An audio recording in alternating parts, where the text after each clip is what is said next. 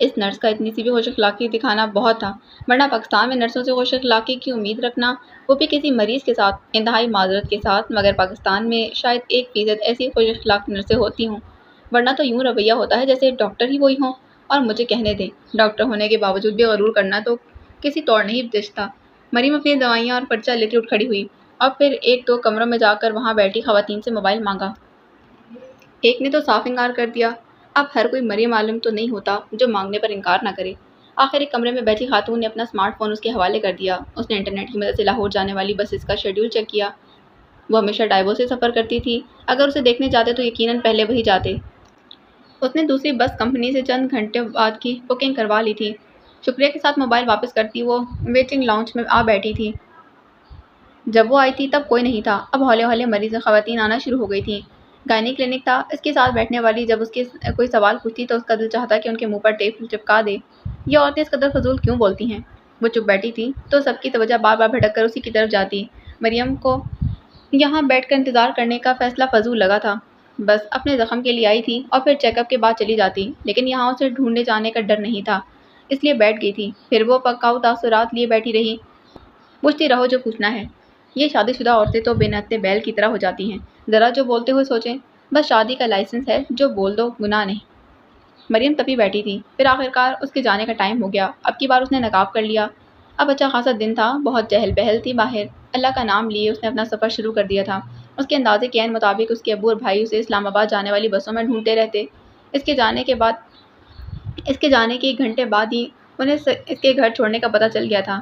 وہ بسوں کے شیڈول کے حساب سے وہاں چکر لگا رہے تھے۔ جب وہ اپنی بس میں بیٹھی تھی تو سامنے ہی ابو اور علی اسلام آباد جانے والی بسوں میں سے نکل رہے تھے۔ اس کی ریڑھ کی ہڈی میں سنسناہٹ پھیل گئی تھی۔ اسے بیچ بازار یوں باپ بھائی کے ہاتھوں گھسیٹے ہوئے نہیں جانا تھا۔ وہ اپنے بچاؤں کی دعائیں کرتی رہی، پھر وہاں سے چہرہ موڑ کر گردن جھکا لی تھی۔ بالآخر اس کی بس چل پڑی تھی۔ زندگی کا یہ باپ بھی ختم ہوا۔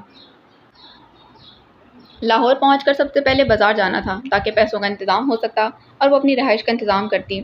وہ پہلی بار لاہور آئی تھی لیکن کیونکہ وہ سفر کرنے کی عادی تھی اور 2 سال اکیلے ایک شہر میں گزار آئی تھی، اس لیے وہ انجان شہر میں بھی پراعتماد تھی۔ اس نے ٹیکسی ڈرائیور کو اسے مارکیٹ میں لے جانے کو کہا تھا، جہاں گولڈ کی سب سے بہترین شاپس تھیں۔ اس کے اندازے کے مطابق وہ بڑے دکان والے اسے ان سارے زیورات کی رسیدیں مانگ رہے تھے۔ اس نے اپنی نکاح کی تصویر دکھائی۔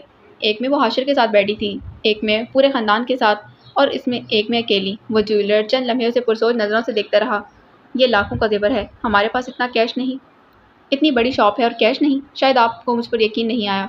کوئی بات نہیں، میں کہیں اور جا کر بیچ دوں گی۔ اس نے سارا زیور سمیٹ کر بیگ میں ڈالنا شروع کر دیا۔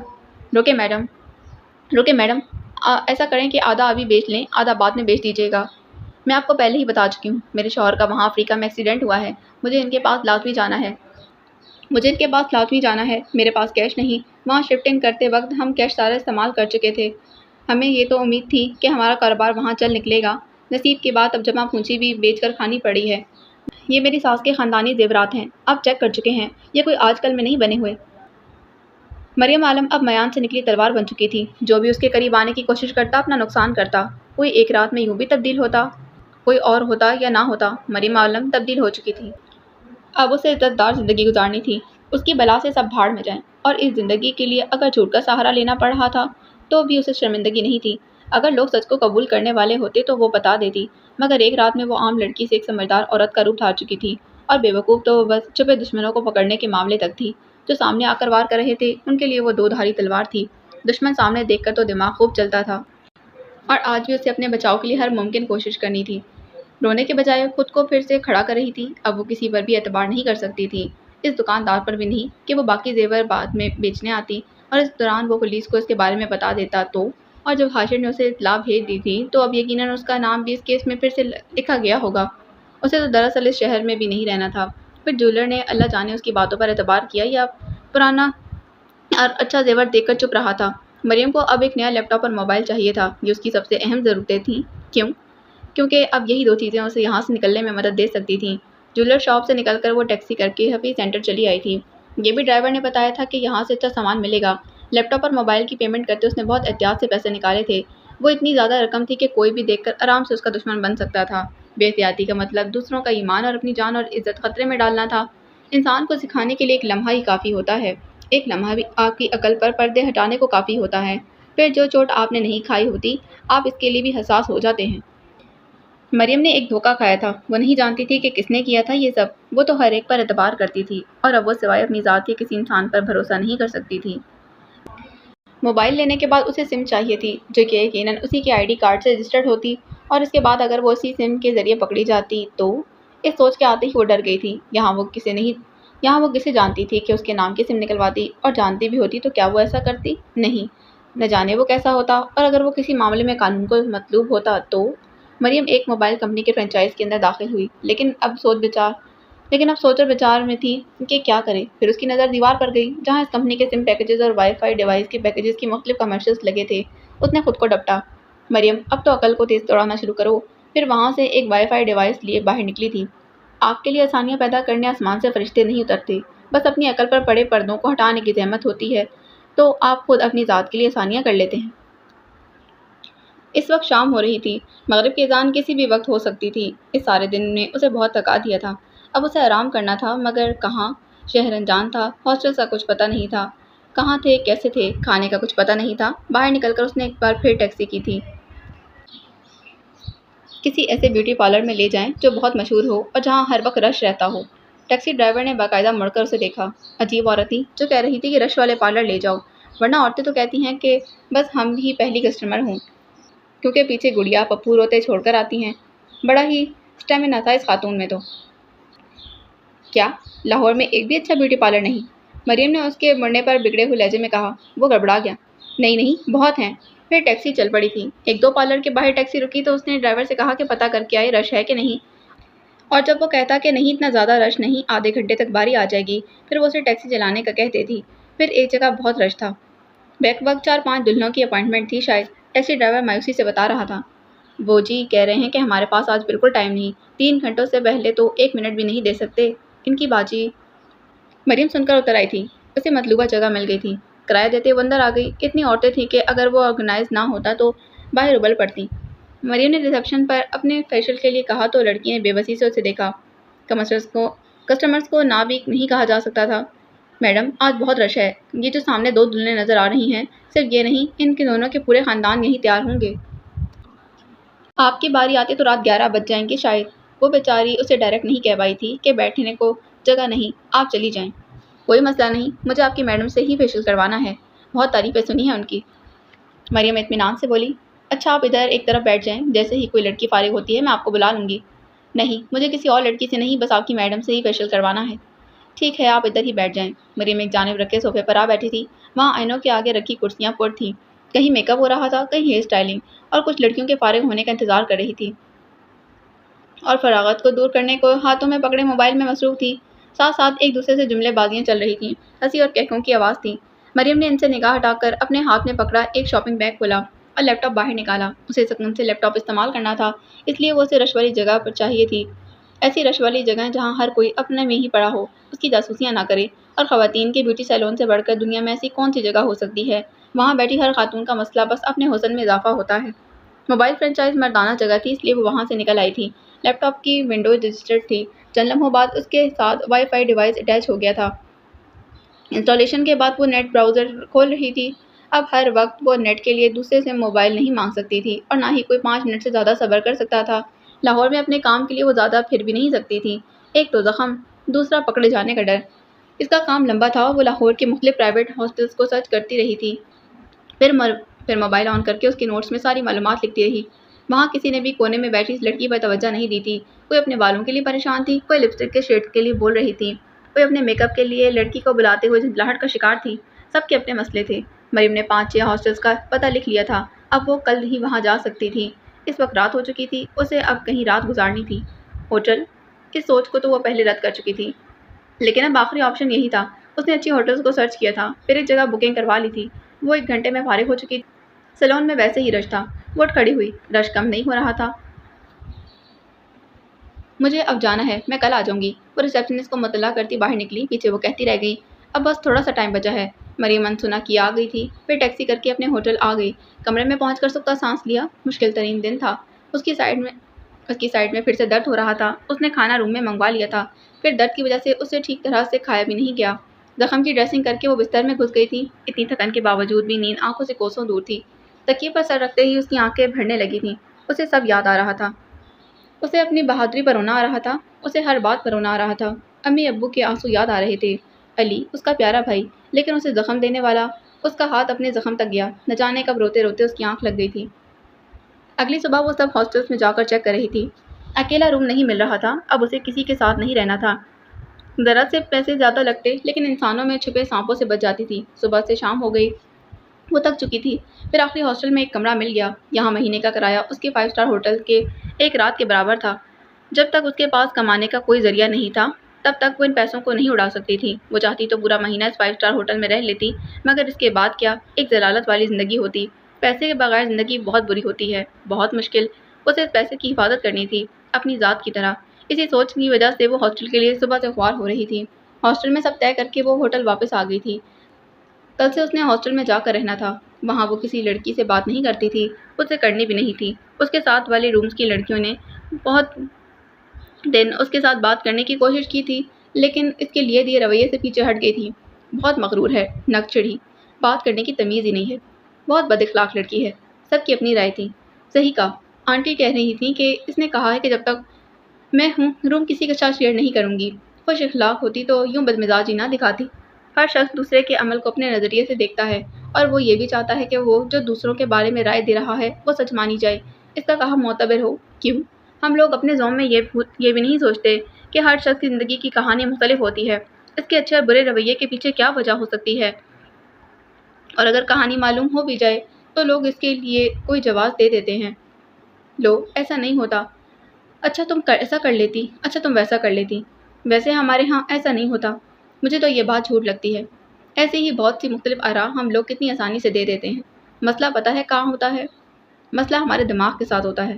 اگر آپ کے ارد گرد یہ سب نہیں ہوتا تو مطلب دنیا میں کہیں نہیں ہوتا۔ ایسے لوگوں کو اپنے دماغ کا کینوس وسیع کرنے کی ضرورت ہوتی ہے کہ جو ان کے ہاں نہیں ہوتا وہ تب بھی ان کے لیے قابل قبول ہو کہ ایسا کسی اور کے کہیں والے کینوس میں تو ہو رہا ہوتا ہے۔ آپ کو نگاہ میں وسعت لانی ہوتی ہے، پھر یقین کریں کسی شخص سے کوئی مسئلہ نہیں ہوتا۔ ہر شخص قابل قبول لگتا ہے، ہر انسان اچھا لگتا ہے، ہر انسان قابل عزت لگتا ہے۔ مریم کو ان میں سے کسی کی بھی رائے کی ذرا برابر پرواہ نہیں تھی۔ جن خونی رشتوں کے ساتھ عمر رہی تھی، ہر وقت اچھا کہنے والے برے وقت میں برا کہہ کر ساتھ چھوڑ گئے تھے۔ اس کی بلا سے اب سب بھاڑ میں جاتے، اسے پرواہ نہیں تھی۔ اسے بد اخلاق یا بد زبان کہا جاتا۔ لوگ ایک دو بار اچھا بولنے پر خوش اخلاق کہتے ہیں، پھر اگر کبھی تنزیہ سے بات کر لی جائے تو ساری زندگی کا اخلاق دھرا رہ جاتا ہے، اور لوگ یہی یاد رکھتے ہیں کہ آپ نے ان سے برے طریقے سے بات کی تھی۔ آپ کی یہ غلطی پھر سے آپ کو اسی مقام پر لا کھڑا کرتی ہے، تو وہ ایسے لوگوں کی نظروں میں اچھا بننے کے لیے انرجی ضائع کرتی۔ اگر اب بھی ایسا ہی کرتی تو پھر مریم عالم پر افسوس ہی کیا جا سکتا تھا۔ وہ سارا دن کمرے میں بیٹھ کر مختلف ٹریولنگ ویب سائٹس کو چیک کرتی رہتی۔ جی ہاں، اسے پاکستان میں نہیں رہنا تھا۔ گھر والے اسے ڈھونڈے بغیر چین تو نہیں دے سکتے تھے، اور کیا پتہ پولیس بھی اس کے پیچھے ہو۔ وہ اسی وجہ سے جب سے ہاسٹل آئی تھی باہر نہیں نکلی تھی۔ بھلے اس کے پاس جتنے مرضی پیسے ہوں، لیکن اسے کسی ملک کا مستقل ویزا نہیں چاہیے تھا۔ ایک تو یہ لمبا پروسیس ہوتا، اور آگے پتہ نہیں وہ ملک رہنے کے قابل نکلتا بھی کہ نہیں۔ اسے جہاں بھی جانا تھا بطور سیاح جانا تھا۔ یورپین کنٹریز کے ویزا پروسیس کو تھکا دینے والے لگتے تھے۔ فجی کے پیکیجز زیادہ پسند آئے تھے۔ فجی آئی لینڈ دنیا کے جیسے آخری کونے پر واقع ہے، آسٹریلیا سے بھی پرے۔ مریم کا پاسپورٹ ابو نے عمرے پر جانے کے لیے پچھلے سال بنوایا تھا، پھر صرف امی ابو اور علی گئے تھے۔ مریم اپنی پڑھائی کی وجہ سے نہیں گئی تھی۔ پاسپورٹ دیکھتے اسے وہ دن یاد آیا جب وہ سب پاسپورٹ آفس بیٹھے ہوئے تھے۔ علی کی چھیڑ چھاڑ جاری تھی۔ سنو چڑیل، دوپٹہ اچھی طرح سے سیٹ کر لینا۔ اگر تمہارے چڑیلوں والے بال نظر آ گئے تو یہ بہت سے گھرانوں کے چراغ ڈر کے مارے بجھ جائیں گے۔ اس نے اسے چڑھانے کے لیے رش کی طرف اشارہ کیا تھا۔ افسوس کہ تم 7 پردوں میں بھی بندر ہی لگتے ہو۔ مریم تڑپ اٹھی تھی۔ اس کے بالوں کا دشمن اس کا بھائی۔ وہ کھا جانے والی نظروں سے اسے گھورتی رہی۔ بندر والی بات امی کو بتائی تو تمہاری کیا عزت رہ جائے گی؟ علی کا اچھا ٹائم پاس ہو رہا تھا۔ اور چڑیل والی بات میں ابو کو بتا دوں تو کیا ہوگا؟ جو ابو آپ کی عزت افزائی میں پیش کریں گے۔ 21 توپوں کو تو رہنے ہی دو، وہ بھی اس کی بہن تھی۔ میری اچھی بہن مریم، بس بال چڑیلوں کی مانند، ورنہ چاند کا ادھورا ٹکڑا ہو۔ علی نے دانت پیسے تھے۔ مریم کے ہونٹ مسکرا اٹھے، آنکھوں میں نمی آ گئی تھی جو بالآخر گالوں پر رواں ہو گئی۔ خوبصورت وقت کیوں جلدی گزر جاتا ہے۔ اس نے دائیں ہاتھ سے گالوں کو صاف کیا، پھر پاسپورٹ کی ایکسپائر ڈیٹ دیکھ کر فائل میں رکھ دیا تھا۔ ابھی بہت ٹائم تھا اس کے ایکسپائر ہونے میں، وہ آرام سے سفر کر سکتی تھی۔ اس نے فیجی کے 15 دن کے ٹور کو سلیکٹ کیا تھا۔ وہ سب سے سستا پیکیج لے رہی تھی، یعنی ہوٹل اور ایئرپورٹ آنے جانے تک کے لیے ٹرانسپورٹ تھی۔ باقی ٹور اس نے اپنی مرضی سے کرنا تھا۔ وہ جہاں مرضی گھومتی، جیب کے حساب سے کھانا پینا اور شاپنگ کرتی۔ وہ ایک ٹریول کمپنی کو اپنے ڈاکومنٹ سینڈ کر چکی تھی۔ لاہور سے اس نے اپنی ضروریات کی تھوڑی سی شاپنگ کی تھی۔ 1-2 نئے سوٹ اور جوتوں کے جوڑے لیے تھے۔ وہ ہاسٹل اس کے پرانے ہاسٹل کی نسبت بہت چھوٹا تھا اور اس میں لان بھی نہیں تھا۔ بس ایک عمارت تھی جس کا چھوٹا سا صحن تھا، باقی سارے حصے پر بلڈنگ تھی۔ وہ بس اتنا باہر نکلتی تھی کہ اپنا کھانا لے کر کمرے میں آ جاتی۔ اکثر کمرے کا دروازہ بند رکھتی تھی۔ جب کبھی اس کمرے میں پڑے دم گھٹتا تو دروازہ کھول دیتی۔ اس کے کمرے میں کوئی کھڑکی بھی نہیں تھی تو گھٹن سے اس کی سانسیں تنگ پڑنے لگتی۔ وزٹ کے لیے ساری ضروریات پوری کرنے کے بعد بالآخر اس کا وزٹ ویزا آ چکا تھا۔ اس سارے عمل میں 1 سے 1.5 ماہ لگا تھا۔ مریم نے بہت صبر سے اس وقت کا انتظار کیا تھا۔ اس کی آج لاہور سے فلائٹ تھی۔ ظاہری بات ہے کہ اس کی منزل دنیا کا آخری حصہ تھا تو ایک ہی فلائٹ سے جانا مشکل تھا۔ عموماً فجی کی فلائٹس کے 2 اسٹاپ ہوتے ہیں۔ مریم نے بھی 2 کنیکٹڈ فلائٹس پکڑنی تھی۔ ایئرپورٹ پر بورڈنگ کے وقت اس کا دل ڈوب رہا تھا، کہیں وہ پکڑی نہ جائے، کہیں اس کا نام ملک کے سنگین مجرموں میں تو نہیں شامل۔ ڈر ضرور تھا مگر اسے رسک لینا تھا، کیونکہ یہاں بھی کچھ نہیں رکھا تھا اس کے لیے۔ خدا خدا کر کے وہ بورڈنگ کروا کر آگے چلی گئی تھی۔ اسے اپنی سرزمین چھوڑنے کا دکھ ہو رہا تھا، مگر اتنا نہیں کہ وہ روتی رہتی۔ وہ آنے والے وقت سے اچھی امیدیں لگائے بیٹھی تھی، اسی لیے چپ تھی، اور اس 18.5 گھنٹے کی فلائٹ نے اس کی حالت خراب کر دی تھی۔ وہ ایک لمحے کو بھی نہیں سو پائی تھی۔ پتہ نہیں وہ کون سے عظیم لوگ ہوتے ہیں جنہیں فلائٹس کے دوران نیند آ جاتی ہے اور ان سے کھانا بھی کھایا جاتا ہے۔ اس نے اپنی کنیکٹڈ فلائٹ کے دوران بھاگتے ہوئے ہی کھانا کھایا تھا، کیونکہ ان میں زیادہ وقفہ نہیں تھا۔ فجی اور لاہور کے وقت میں 7 گھنٹوں کا فرق ہے، تو وہ 1 دن آگے آ گئی تھی۔ نادی انٹرنیشنل ایئرپورٹ پر جب اس کی فلائٹ نے لینڈ کیا تو وہاں ہلکی ہلکی بارش ہو رہی تھی۔ مریم کھڑکی سے سر ٹکائے شیشے کے پار نظر آتے منظر کو دیکھ رہی تھی۔ بارش کے قطرے تیزی سے شیشے پر پھیل رہے تھے۔ ہر طرف ہریالی تھی، ایک وسیع لینڈسکیپ اور اس پار بے اند سمندر۔ وہ بہت تھک چکی تھی، لیکن پھر بھی اس منظر کو سراہے بنا نہیں رہ سکی تھی۔ صبح کے 5 بج رہے تھے۔ اسے پاکستان یاد آیا۔ ابھی وہ اس تاریخ تک پہنچنے کو 1 گھنٹہ بچا تھا۔ ایئرپورٹ سے باہر نکل کر اسے احساس ہوا کہ موسم بہت سرد تھا، جبکہ وہ پاکستانی موسم کے حساب سے لان کا سوٹ پہنے ہوئی تھی۔ اس نے کب سوچا تھا کہ دنیا میں ایسا ملک بھی ہو سکتا ہے جہاں جولائی میں سردی پڑتی ہو۔ فجی کے لیے اس کی اپلائی کیا تھا کہ ایک تو سستا پیکیج تھا، دوسرا بہت دور تھا۔ کون سوچ سکتا تھا کہ وہ وہاں ہو سکتی ہے، مگر اس نے وہاں کے موسم کو سرچ نہیں کیا تھا۔ اس کے ایجنٹ کی طرف سے بھیجا ڈرائیور اسے لینے آ چکا تھا۔ اسے ہوٹل چھوڑ کر وہ ڈرائیو پر چلا گیا تھا۔ مریم نے سرسری نگاہ سے کمرے کا جائزہ لیا۔ درمیانے سے ہوٹل کا ایک درمیانے سائز کا کمرہ تھا۔ اب سستے پیکیج میں اتنا ہی مل سکتا تھا۔ 3 اسٹار ہوٹل ایسا ہی ہو سکتا تھا۔ ایک سنگل بیڈ جس پر سفید چادر بچھی تھی۔ بیڈ کے سائڈ دراز پر ایک جانب لیمپ رکھا تھا اور دوسری جانب فون کنیکشن تھا۔ لیمپ والی سائڈ سے بیڈ سے تھوڑے سے فاصلے پر 2 کرسیاں رکھی تھیں اور ان کے درمیان چھوٹی سی میز جس پر رکھے گلدان میں تازہ پھول سجے تھے، جو آتشی گلابی رنگ کے تھے۔ اسے پھولوں میں بس چند مشہور پھولوں کا ہی پتہ تھا، ان کا نام نہ جانے کیا تھا۔ مریم نے بیگ سے کپڑے نکال کر ایک جانب چھوٹی سی الماری میں لٹکائے تھے۔ مجموعاً وہ ایک سادہ اور خوبصورت کمرہ تھا۔ اس کمرے میں جو سب سے اچھی چیز تھی وہ یہ کہ اس کے بیڈ کے بالکل سامنے والی دیوار شیشے کی تھی۔ مریم نے آگے بڑھ کر اس کے ادھ کھلے پردوں کو مکمل طور پر ایک طرف کر دیا تھا۔ اوہ، سامنے بہت خوبصورت منظر تھا۔ ہوٹل کا سوئمنگ پول اس کے سامنے تھا اور اس سے پرے ہوٹل کا سبزہ زار۔ یہ 3 اسٹار ہوٹل بھی اس ویو سے 5 اسٹار لگ رہا تھا۔ مریم نے پردے برابر کر دیے۔ اسے سونا تھا، وہ تھکن سے اب مرنے کو تھی۔ اگلی صبح ناشتے کے بعد اس نے سب سے پہلے کرنسی تبدیل کروائی تھی۔ آتے ہوئے وہ آدھے پیسوں کو امریکن ڈالرز میں کنورٹ کروا چکی تھی۔ اب بچے ہوئے پیسے فجین ڈالر میں کنورٹ کروانے تھے۔ اس کے بعد وہ شاپنگ کے لیے نکل کھڑی ہوئی۔ اتنی سردی تھی کہ اسے لگ رہا تھا کہ اس کی کلفی جم جائے گی۔ اس نے دوپٹے کو اسکارف کی طرح ڈبل کر کے لے لیا تھا۔ وہاں بہت سے ملکوں کے ٹورسٹ آئے ہوئے تھے، لیکن شاید وہ واحد پاکستانی تھی۔ اسے بھیڑ میں کوئی اپنا چہرہ نظر نہیں آیا تھا۔ چلو اچھا تھا، وہ اپنے ملک کے لوگوں سے بھی ویسے ہی دور رہنا چاہتی تھی۔ لوگ اس کے لباس کی وجہ سے اسے ٹھٹک کر ضرور دیکھتے تھے۔ مریم نے ایک گرم کوٹ اور کیپ لی تھی۔ وہاں سردی تو اچھی طرح سے پوچھ رہی تھی۔ اسے شہر میں گھومنے کا کوئی شوق نہیں تھا، بس اسے کمانے کے لیے کوئی نوکری مل جاتی تو زندگی آسان تھی۔ مگر نوکری ملنا کوئی اتنا آسان کام تو نہیں تھا کہ اسے ایک ہی دن میں مل جاتی۔ وہ روز نیٹ پر بیٹھ کر نوکریاں دیکھتی رہتی، مگر وہ لوکل لوگوں کے لیے ہوتی تھیں۔ وہ چھوٹا سا ملک تھا، ایک دنیا سے الگ۔ وہ اپنے لوگوں کو موقع نہ دیتا تو کسے دیتا؟ مریم ڈھیروں نوکریاں دیکھتی رہی، مگر اسے سمجھ نہیں آتا کہ وہ کیا کرے، کہاں اپلائی کرے۔ دن پر دن گزر رہے تھے۔ اس کا ٹرپ ختم ہو جانا تھا۔ اس سے پہلے اسے کوئی ایسی جاب ڈھونڈنا تھی جہاں ویزا بھی وہ خود دیتے۔ آج 7واں دن تھا۔ وہ لیپ ٹاپ کے سامنے بیٹھ کر تھک چکی تھی۔ کوٹ لے کر وہ اپنے کمرے سے باہر نکل آئی۔ سردی اتنی تھی کہ حد نہیں۔ وہ گرم گرم سوپ پینے کو ہوٹل کے ڈائننگ روم میں آ گئی تھی۔ دن کا وقت تھا، اکثر سیاح اس وقت گھومنے پھرنے میں لگے ہوتے تھے، اس کے لیے ہال میں اکا دکا لوگ نظر آ رہے تھے۔ وہ ایک ستون کے قریب والی ٹیبل کے گرد جا بیٹھی۔ ہال کی دیواروں پر لگی بڑی بڑی کھڑکیوں سے باہر کا منظر نظر آ رہا تھا۔ بادلوں نے آسمان کو گھیرا ہوا تھا۔ وہ ایک ہاتھ گال کے نیچے رکھے کونی ٹیبل پر ٹکائے کھڑکی کے اس پار دیکھنے لگی۔ وہ کس قدر خود کو مصروف رکھنے کی جتن کر رہی تھی، کچھ بھی یاد نہ آئے، لیکن بس تب تک یاد نہیں رہتا جب تک وہ سوئی رہتی تھی۔ سوتے ہوئے آخری خیال انہی ستمگر لوگوں کا آتا تھا، اور صبح اٹھتے ہی پہلا خیال بھی انہی کا ہوتا۔ آنسو اب نہیں نکلتے تھے، مگر یہ اداسی بھی تو جان نہیں چھوڑ رہی تھی۔ اسی لیے آج اس نے نادی شہر گھومنے کا سوچا۔ بس جو ہونا تھا ہو گیا، اب نئی زندگی کی تو شروعات کرنی ہی چاہیے۔ رونے کے لیے لاہور میں گزرے دن کافی تھے۔ ویٹر اسے آرڈر لے چکا تھا۔ وہ کھڑکی کے پار دیکھتی ہلکی سی کنمن ہونے لگی۔ بارش کے قطرے شیشوں سے ٹکرا کر لکیریں بنا کر نیچے کی جانب سفر کرنے لگے۔ اس کے ساتھ والی ٹیبل پر ایک کپل آ کر بیٹھا۔ اس کے منظر کے درمیان اب وہ لوگ آ گئے تھے۔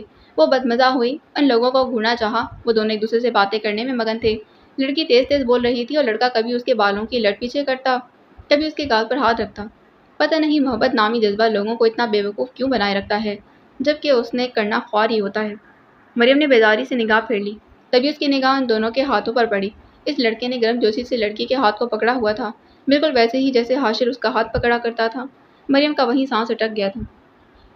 ہزاروں مشغلے ہیں جو مجھے مصروف رکھتے ہیں، مگر محسن وہ ایسا ہے کہ پھر بھی یاد آتا ہے۔ حاشر، اسے اپنا پہلا ڈنر یاد آیا تھا۔ اس نے لرزتے ہاتھوں کو ٹیبل پر رکھ کر اٹھانا چاہا اور ہمت کر کے کرسی دھکیل کر اٹھ کھڑی ہوئی۔ اس کے بیٹھنے کو کوئی جگہ نہیں تھی سوائے اس کے کمرے کے۔ اسے اب تک یقین نہیں آتا تھا کہ حاشر اسے طلاق دے چکا ہے۔ آتا بھی کیسے؟ وہ جس طرح محبت سے اس کے چہرے کو تکتا رہتا تھا، اس نے سوچا اب وہ کیسے جی رہا ہوگا اس کے بغیر، اس احساس کے ساتھ کہ مریم اس کی بیوی نہیں۔ کیا واقعی اس کے لیے آسان ہوگا اسے چھوڑنا؟ اسے احساس بھی نہیں ہوا۔ اس کے آنسو گالوں تک آ چکے تھے۔ وہ سر جھکائے چھوٹے چھوٹے قدم اٹھاتی ٹیبلز کے درمیان سے گزر رہی تھی۔ میم، آپ کا آرڈر، ویٹر نے پیچھے سے پکارا۔ اس نے مڑ کر دیکھا۔ جی میم، آپ ٹھیک ہیں؟ ویٹر نے اس کے بہتے آنسوؤں کو دیکھ کر پوچھا۔ ہاں، سردی لگ رہی تھی اس لیے رو رہی تھی۔ مریم نے اس کے ہاتھ سے اپنا آرڈر لیا۔ جی؟ ویٹر کو جھٹکا لگا۔ عجیب خاتون تھی جو سردی کی وجہ سے رو رہی تھی۔ اوکے، وہ سمجھ کر سر ہلاتا مڑ گیا تھا۔ مریم نے اس سوپ کو آنسوؤں کے ساتھ پیا تھا۔ میر حاشر، اچھا نہیں کیا، تم سے یہ امید کب کی تھی کہ مجھے چھوڑ دو گی۔ میرا دل پھٹتا ہے جب یاد آتا ہے کہ تم بھی نہیں رہے میرے پاس۔ کوئی بھی نہیں ہے، امی بھی نہیں ہے، ابو، علی، سب نے چھوڑ دیا۔ لیکن تم میر حاشر یہ نہ سمجھنا، تمہارے عشق میں بیٹھی رہوں گی۔ تم سب دیکھنا، میں اپنی زندگی جیوں گی، بہت اچھے سے جیوں گی۔ تم لوگوں کے دیے دکھوں پر ساری زندگی بیٹھ کر نہیں رہوں گی۔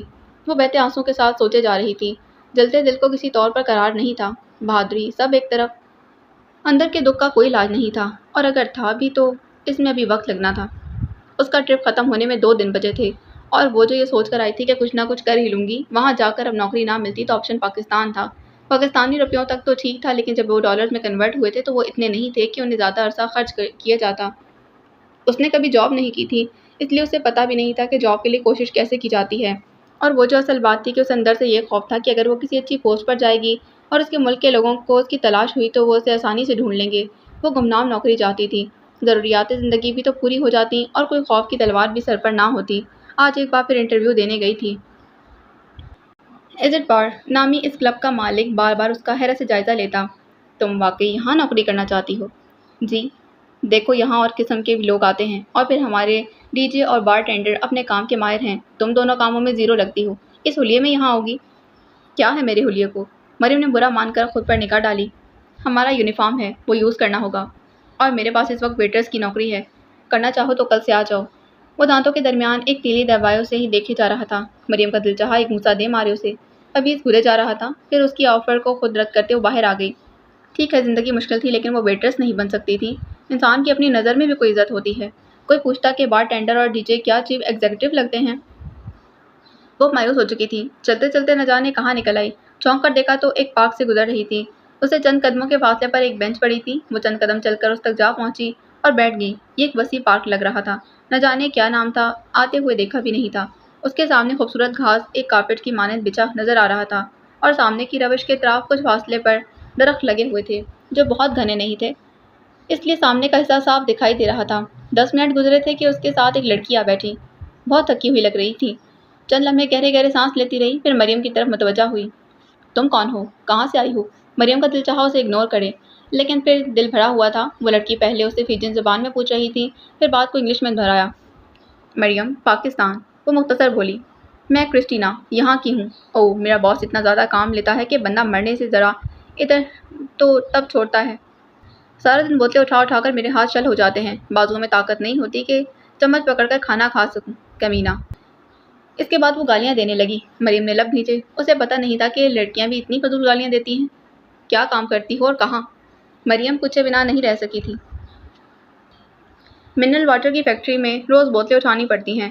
मैं कहती हूँ कि कोई नई लड़की रख लें, लेकिन जो भी आती है चंद माह में छोड़ जाती है। क्यों? मरियम को कोई तजस्सुस नहीं था, लेकिन बात तो करनी थी। उसका दिल भरा हुआ था। बिला वजह सही किसी से तो बात करती, क्योंकि तनख्वाह कम देता है वो कमीना और काम ज़्यादा करवाता है। सब छोड़ जाती हैं। तुम भी छोड़ जाओ।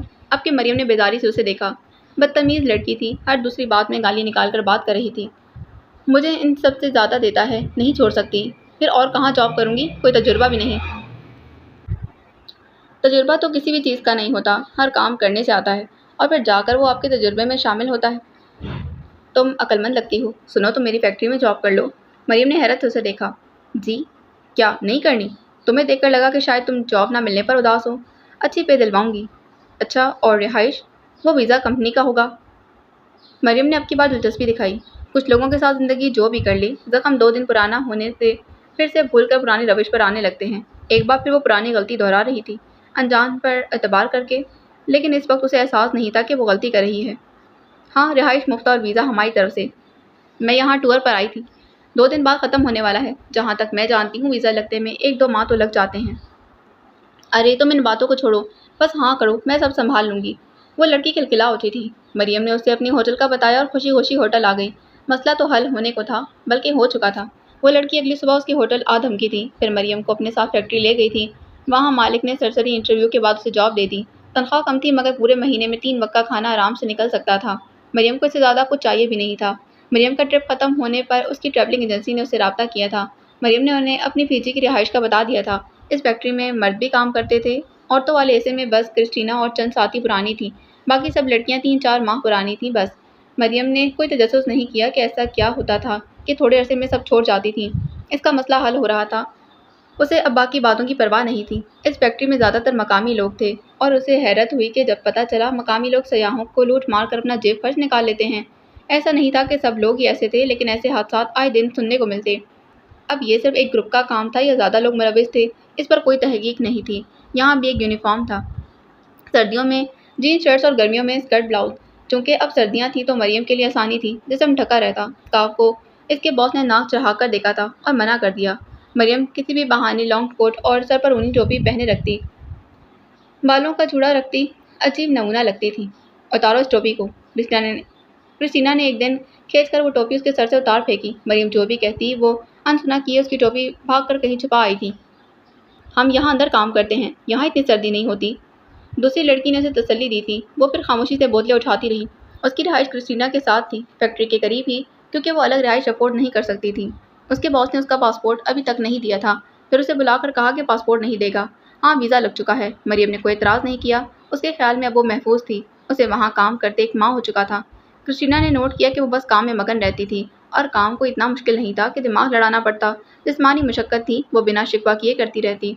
यहाँ से जाकर वो कमरे में बंद रहती, ज़्यादा कभी दम घुटता तो बस खिड़की के साथ आ खड़ी होती। जब थक जाती तो वापस बिस्तर पर जा बैठती। फिर एक दिन क्रिस्टीना और उसके साथियों ने बहुत मिन्नत करके छुट्टी के बाद उसे आउटिंग के लिए राज़ी कर लिया। उसकी छुट्टी रात के 8 बजे होती थी। पहले एक छोटे से रेस्टोरेंट से खाना खाया, फिर मरियम को बिना बताए एक क्लब में ले आए थे। वो जी भरकर बेजार हुई। अब कई घंटे वो सब पागलों की तरह नाचने वाले थे और उसे बैठकर इनका इंतज़ार करना था। पहले तो सबने वहाँ जाकर ड्रिंक्स ली। मरियम ने सीजनल फ्रेश जूस का ऑर्डर दिया था। बाकी लड़कियां ग्लास लिए डांसिंग स्टेज की जाने बढ़ गई थीं। वो वहीं अपनी कुर्सी पर बैठी रही, मुड़कर उनको देखती रही। ग्लास हाथ में थामे थोड़ी देर बाद इसमें एक सिप ले लेती। म्यूजिक बहुत तेज था, कोई मकामी गाना लगा हुआ था। सारी आवाम इस गाने पर पागल हो रही थी। यकीनन सबका पसंदीदा होगा। इस बार में लाल रोशनी बहुत ज़्यादा थी, बाकी रंग की रोशनियाँ बहुत कम थीं। किसी अक्स की मानंद कहीं नज़र आ जाती, वरना हर शय लाल रंग की रंगी हुई थी। फिर दूसरा ट्रैक शुरू हो गया था। आवाम ने इस पर से पहले से ज़्यादा शोर मचाना शुरू कर दिया। तुम्हारे बाल बहुत खूबसूरत हैं। उसे अपने बिल्कुल पीछे आवाज़ सुनाई दी। उसने तेज़ी से गर्दन मोड़कर बोलने वाले को देखा। بارٹینڈر دونوں کوہنیوں پر زور ڈالے اس کی جانب جھکا ہوا تھا۔ مریم کا ہاتھ اپنے بالوں تک گیا، وہ کھلے ہوئے تھے۔ اوہ، وہ آج ٹوپی پہننا بھول گئی تھی اور جوڑا بھی کھل چکا تھا۔ اس نے ہاتھ میں پکڑا گلاس کاؤنٹر پر رکھ دیا تھا اور دونوں ہاتھوں سے بالوں کو سمیٹنا شروع کر دیا۔ ہے، میں نے تعریف کی ہے، تم نے شکریہ بھی نہیں کہا۔ لڑکے نے اس کے آگے چٹکی بجائی تھی۔ کوئی ہیئر بینڈ ہے تو دو۔ مریم نے اس کی بات کو انسنا کر دیا تھا۔ اپنی کہی۔ اسے اندازہ تھا کہ اگر وہ یہاں اس پر غصہ کرتی تو نقصان اپنا ہی ہوتا۔ اس کے لیے انجان ملک تھا اور چیخ چلا کر اپنا ہی تماشا بناتی۔ بہتر تھا کہ سمجھداری سے معاملے کو نپٹایا جاتا۔ بدذوق لڑکی ہو۔ نہیں ہے میرے پاس۔ وہ بدمزہ ہوا۔ اس نے اچھا برا کوئی ری ایکشن نہیں دیا۔ عجیب عورت تھی جو اپنے بالوں کو اتنی چٹیاں بنا کر رکھی، جو اپنے بالوں کی اتنی چٹیاں بنا رکھی ہیں۔ ایک کھول کر اس کا بینڈ مجھے دے دو۔ وہ مریم عالم ہی تھی۔ لڑکے نے ناک سے کوڑی۔ تم نے شکریہ بولا تھا؟ لیچڑ انسان، وہ اردو میں بڑبڑائی۔ میں اس لیے کہہ رہی ہوں کہ تمہارے کھلے بال زیادہ اچھے لگیں گے، اس لیے ایک پونی دے دو مجھے۔ باقی جملہ وہ انگلش میں بولی۔ لڑکا تعریف سن کر خوش ہوا تھا اور ایک طرف سے بینڈ اتار کر اسے دے دیا۔ وہ بینڈ چھوٹا تھا۔ مریم نے جوڑا کھول کر اپنے بالوں کی چٹیاں بنا لی تھی۔ واو، تمہارے بال تو بہت لمبے ہیں۔ نہ تمہارے پاس کوئی اور کام نہیں؟ اس نے گھڑا۔ سارے لوگ ابھی ڈانس کر رہے ہیں۔ ڈرنک کے لیے بس تم ہی بیٹھو تو تمہیں دیکھوں گا۔ وہ ڈٹائی سے دانت دکھانے لگا۔ مریم نے بال باندھ کر چٹیوں کو پھر جوڑے کی شکل میں کر لیا تھا۔ یہاں ہیٹر تو چل رہا ہے تو کوٹ اتار دو، اسے تو گرمی لگ رہی ہوگی۔ اور تم ڈانس کیوں نہیں کر رہی؟ وہ بارٹینڈر جیسے اسے زج کرنے کو وہاں آن کھڑا ہوا۔ مریم بنا جواب دیے تحمل سے اٹھ کھڑی ہوئی۔ اس نے چہرے پر کوئی بھی تاثر آنے سے روکا تھا۔ اسے بس یہاں سے نکلنا تھا۔ ایک تو تیز میوزک، لال روشنی اور وہ لیچڑ انسان۔ وہ تیزی سے ڈانس کرنے والوں کے درمیان سے گزر رہی تھی۔ اسٹیج پر ڈانس کرنے کے بجائے عوام راستے تک آ چکی تھی۔ وہاں اسٹیج درمیان میں تھا، لیکن کیونکہ عوام زیادہ تھی جو اسٹیج پر نہیں سما رہی تھی، اس لیے وہ چھوٹا سا کلب ہر طرف سے انسانی ہجوم سے گھرا ہوا تھا۔ ایک ہٹا کٹا مرد اس کے آگے سے ہٹنے کے بعد دروازے تک اس کے پیچھے آیا تھا۔ وہ اس سے کچھ کہہ رہا تھا۔ تیز میوزک کی وجہ سے سمجھ نہیں آ رہا تھا، لیکن وہ سمجھنا بھی نہیں چاہتی تھی، اس لیے رکی نہیں۔ اسے اس جگہ شدید گھٹن محسوس ہو رہی تھی۔ وہ تیزی سے دروازے کو دھکیلتی باہر آئی اور کئی گہری گہری سانسیں لی تھیں۔ باقی خواتین ابھی اندر ڈانس میں مصروف تھیں۔ کوٹ کی جیبوں میں ہاتھ ڈالے وہ وہاں سے دور جا رہی تھی۔ اسے بارٹینڈر کی باتیں یاد آئیں تو جھرجھری سی جسم میں دوڑ گئی تھی۔ وہ پہلی بار مردوں کے بیچ ننگے سر بیٹھی تھی، وہ بھی بال کھولے۔ اگر بابا اور علی کو معلوم ہو جائے تو میرے ٹکڑے بھی نہیں ملیں گے، اور اگر میر حاشر دیکھ لیتا تو نہ جانے وہ کیا کر ڈالتا۔ ہاں، بہت غیرت مند جو تھے۔ اس کے لبوں پر تلخ مسکراہٹ پھیل گئی تھی اور یہاں ان کی غیرت کا ستیہ ناش ہو رہا تھا۔ پہلی بار اس کا دل چاہا کہ وہ کھل کر کہکا لگائے۔ پتہ نہیں کیوں اسے یہ سوچ خوشی دے رہی تھی کہ ان غیرت مند مردوں کی غیرت کا ستیہ ناش کر دیا تھا۔ بھلے انجانے میں ہوا تھا مگر ہو چکا تھا۔ اندر کہیں ٹھنڈک اتری تھی، جلتے دل پر فوار کا ایک قطرہ گرا تھا۔ اور پھر وہ ٹوپی سر پر کر لینا اکثر بھولنے لگی تھی۔ وہ ننگے سر باہر جاتی تھی، بس اتنی عقل ساتھ رکھتی تھی کہ بال کھل کر نہیں نکلتی تھی۔ اسے معلوم تھا کہ اس کے بال بہت خوبصورت تھے اور کھلے بالوں کے ساتھ وہ اپنے پیچھے کئی مرد لگا سکتی تھی۔ اسے غیرت مندوں کی غیرت پر تازیانے لگانے تھے، اپنے آپ کو مصیبت میں نہیں ڈالنا تھا۔ سینڈی تمہارا پوچھ رہا تھا۔ وہ ایک کارٹن اٹھائے اسے مطلوبہ جگہ رکھنے لگی تھی کہ کرسٹینا کی آواز سنائی دی۔ مریم نے کارٹن رکھ کر مڑ کر اسے دیکھا۔ کون؟ وہ الجھے لہجے میں بولی۔ وہ جس کے بازو پر ٹیٹو تھا۔ مجھے واقعی نہیں سمجھ آ رہا کہ تم کس کا پوچھ رہی ہو۔ وہ جو پرسوں کلب میں تمہارے پیچھے دروازے تک آیا تھا۔ اتنا بلاتا رہا، تم نے سنا ہی نہیں۔ کہتا تمہاری دوست بڑی روٹ ہے۔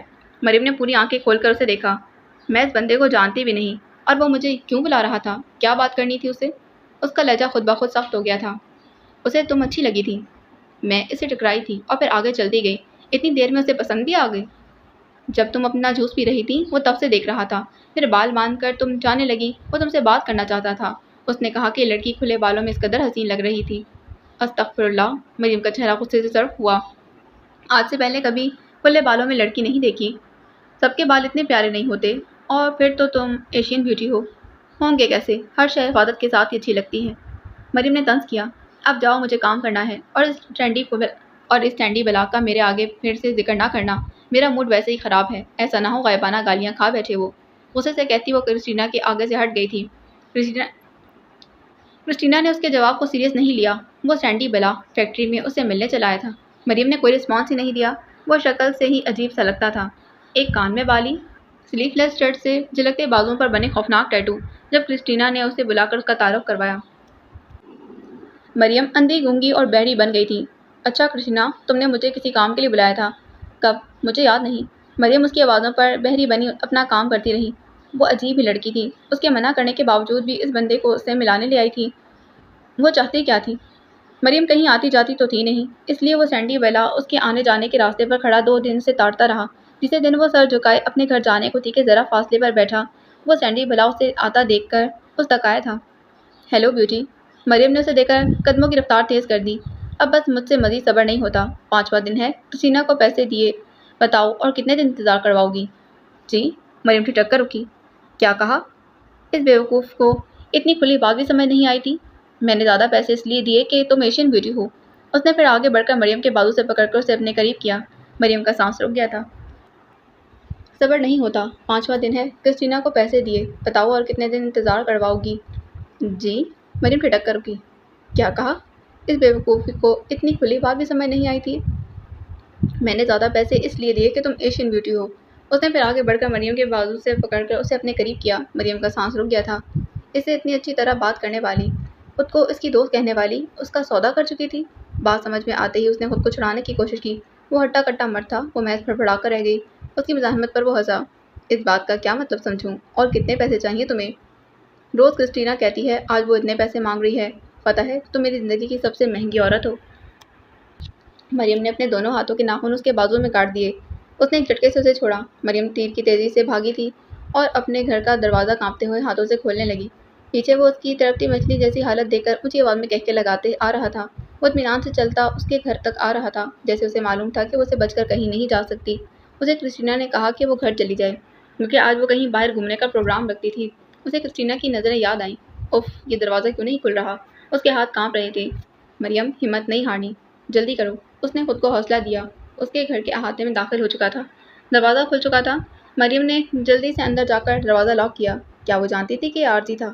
وہ طاقتور مرد تھا اور وہ کسی بھی لمحے دروازہ کھول کر اندر آ سکتا تھا۔ اس نے جلدی سے اپنے بستر کے نیچے رکھے اپنے بیگ کو اٹھایا اور اسے لینے ہی آئی تھی۔ اسے کرسٹینا کے ساتھ نہیں رہنا تھا۔